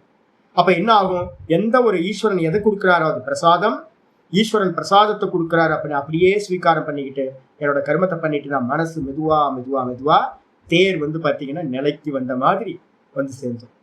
பேசாம சஞ்சலம் இல்லாம இருக்கலாம். அந்த சஞ்சலம் இல்லாத நிலை வந்ததுக்கு பிறகு எந்த தடையும் இல்லாம இந்த ஆத்மா உள்ளுக்குள்ளார வந்து பார்த்தீங்கன்னா பிரகாசிக்க ஆரம்பிச்சு. அப்போ வந்து பார்த்தீங்கன்னா இது மட்டும்தான் கர்மயோகம் சொல்றது. இதுதான் வைதிக கர்மயோகம்னு பேர். ஸ்வதர்மே நிதனம் ஸ்ரேயக பரதர்மாத் பயாவக. முக்கியமா வந்து பார்த்தீங்கன்னா சொல்லுது, சொதர்மம் வந்து பாத்தீங்க அப்படின்னா நீங்க ரொம்ப வந்து பாத்தீங்கன்னா மரணத்தையே கொடுக்கறதா இருந்தாலும், செத்து போனாலும் பரவாயில்ல, சொதர்மத்தை பண்ணிக்கிட்டே செத்து போயிடணும். நான் வந்து பரதர்மத்தை பண்ணி கர்மயோகம் பண்றேன் அப்படின்னா அது வந்து பாத்தீங்கன்னா நமக்கு மரண பயத்தை தான் கொடுக்கும். அதனால வந்து பாத்தீங்கன்னா பேசாம நம்ம கர்மத்தை வந்து பாத்தீங்கன்னா ஈஸ்வர அர்ப்பணமா பண்ணிக்கிட்டே போங்க. மெதுவா வந்து சித்தம் வந்து பாத்தீங்கன்னா அப்படியே சமத்துவத்தை அடையணும். சமத்துவத்தை அடைஞ்சதுன்னா அழகா டிரான்ஸ்பரண்டா வந்து பாத்தீங்கன்னா சித்தத்துல ஆத்மா வந்து பிரகாசிக்க ஆரம்பிச்சு. ஆத்மா பிரகாசிக்க ஆரம்பிச்சிச்சுன்னா நீங்க பண்ணிட்டு இருக்க அந்த கர்மங்களும் நின்று போயிடும். நிஷ்டைக்கு வந்து பாத்தீங்கன்னா மெதுவா உங்களுக்கு கொண்டு போயிடும். அப்ப வேற வழி இல்லை, சப்தங்களை பிடிச்சு நம்ம மேல போலான்னு நினைச்சீங்க அப்படின்னா சப்தம் வந்து பாத்தீங்கன்னா உங்களை ஏமாத்திக்கிட்டே இருக்கும். சப்தத்தினால ஒருத்தன் முழுமை அடையவே முடியாது. சித்த சுத்தி மூலமா உண்டாகக்கூடிய சப்தம் விருத்தி ஞானம்னு பேரு. அப்போ விருத்தி ஞானம் வந்து எப்படி உண்டாகும் அப்படின்னு கேட்டீங்கன்னா, அந்த சப்தத்தை படிக்கிற ஞானம் உங்களை வந்து பாத்தீங்கன்னா இந்த கர்மயோகத்தை பண்ணி சித்த சுத்தியை அடையிறது. சித்த சுத்தி அடைஞ்சு அப்படின்னா ஞானம் வந்து பாத்தீங்கன்னா பிரகாசிக்க ஆரம்பிச்சு. அப்படின்னு புரிஞ்சுக்கணும். நாளைக்கு மீதியை பார்ப்போம். நாளைக்கு முடிச்சிடலாம் இந்த டாக்குமெண்ட்டை. ஓம் பூர்ணமதః பூர்ணமிதம் பூர்ணாத் பூர்ணமுதச்யதே பூர்ணஸ்ய பூர்ணமாதாய பூர்ணமேவாவசிஷ்யதே. ஓம் சாந்தி சாந்தி சாந்தி. ஹரி ஓம் ஸ்ரீ குருப்யோ நமः. ஹரி ஓம். ஓம் காயேன வாசா மனசேந்திரியைர்வா புத்தியாத்மனா வா பிரகிருதே ஸ்வபாவாத் கரோமி யத்யத் சகலம் பரஸ்மை நாராயணாயேதி சமர்ப்பயாமி. ஓம் தத்சத் இது பரபிரம்மார்ப்பணமஸ்து. நாராயண நாராயண நாராயண நாராயண. நமஸ்காரம்.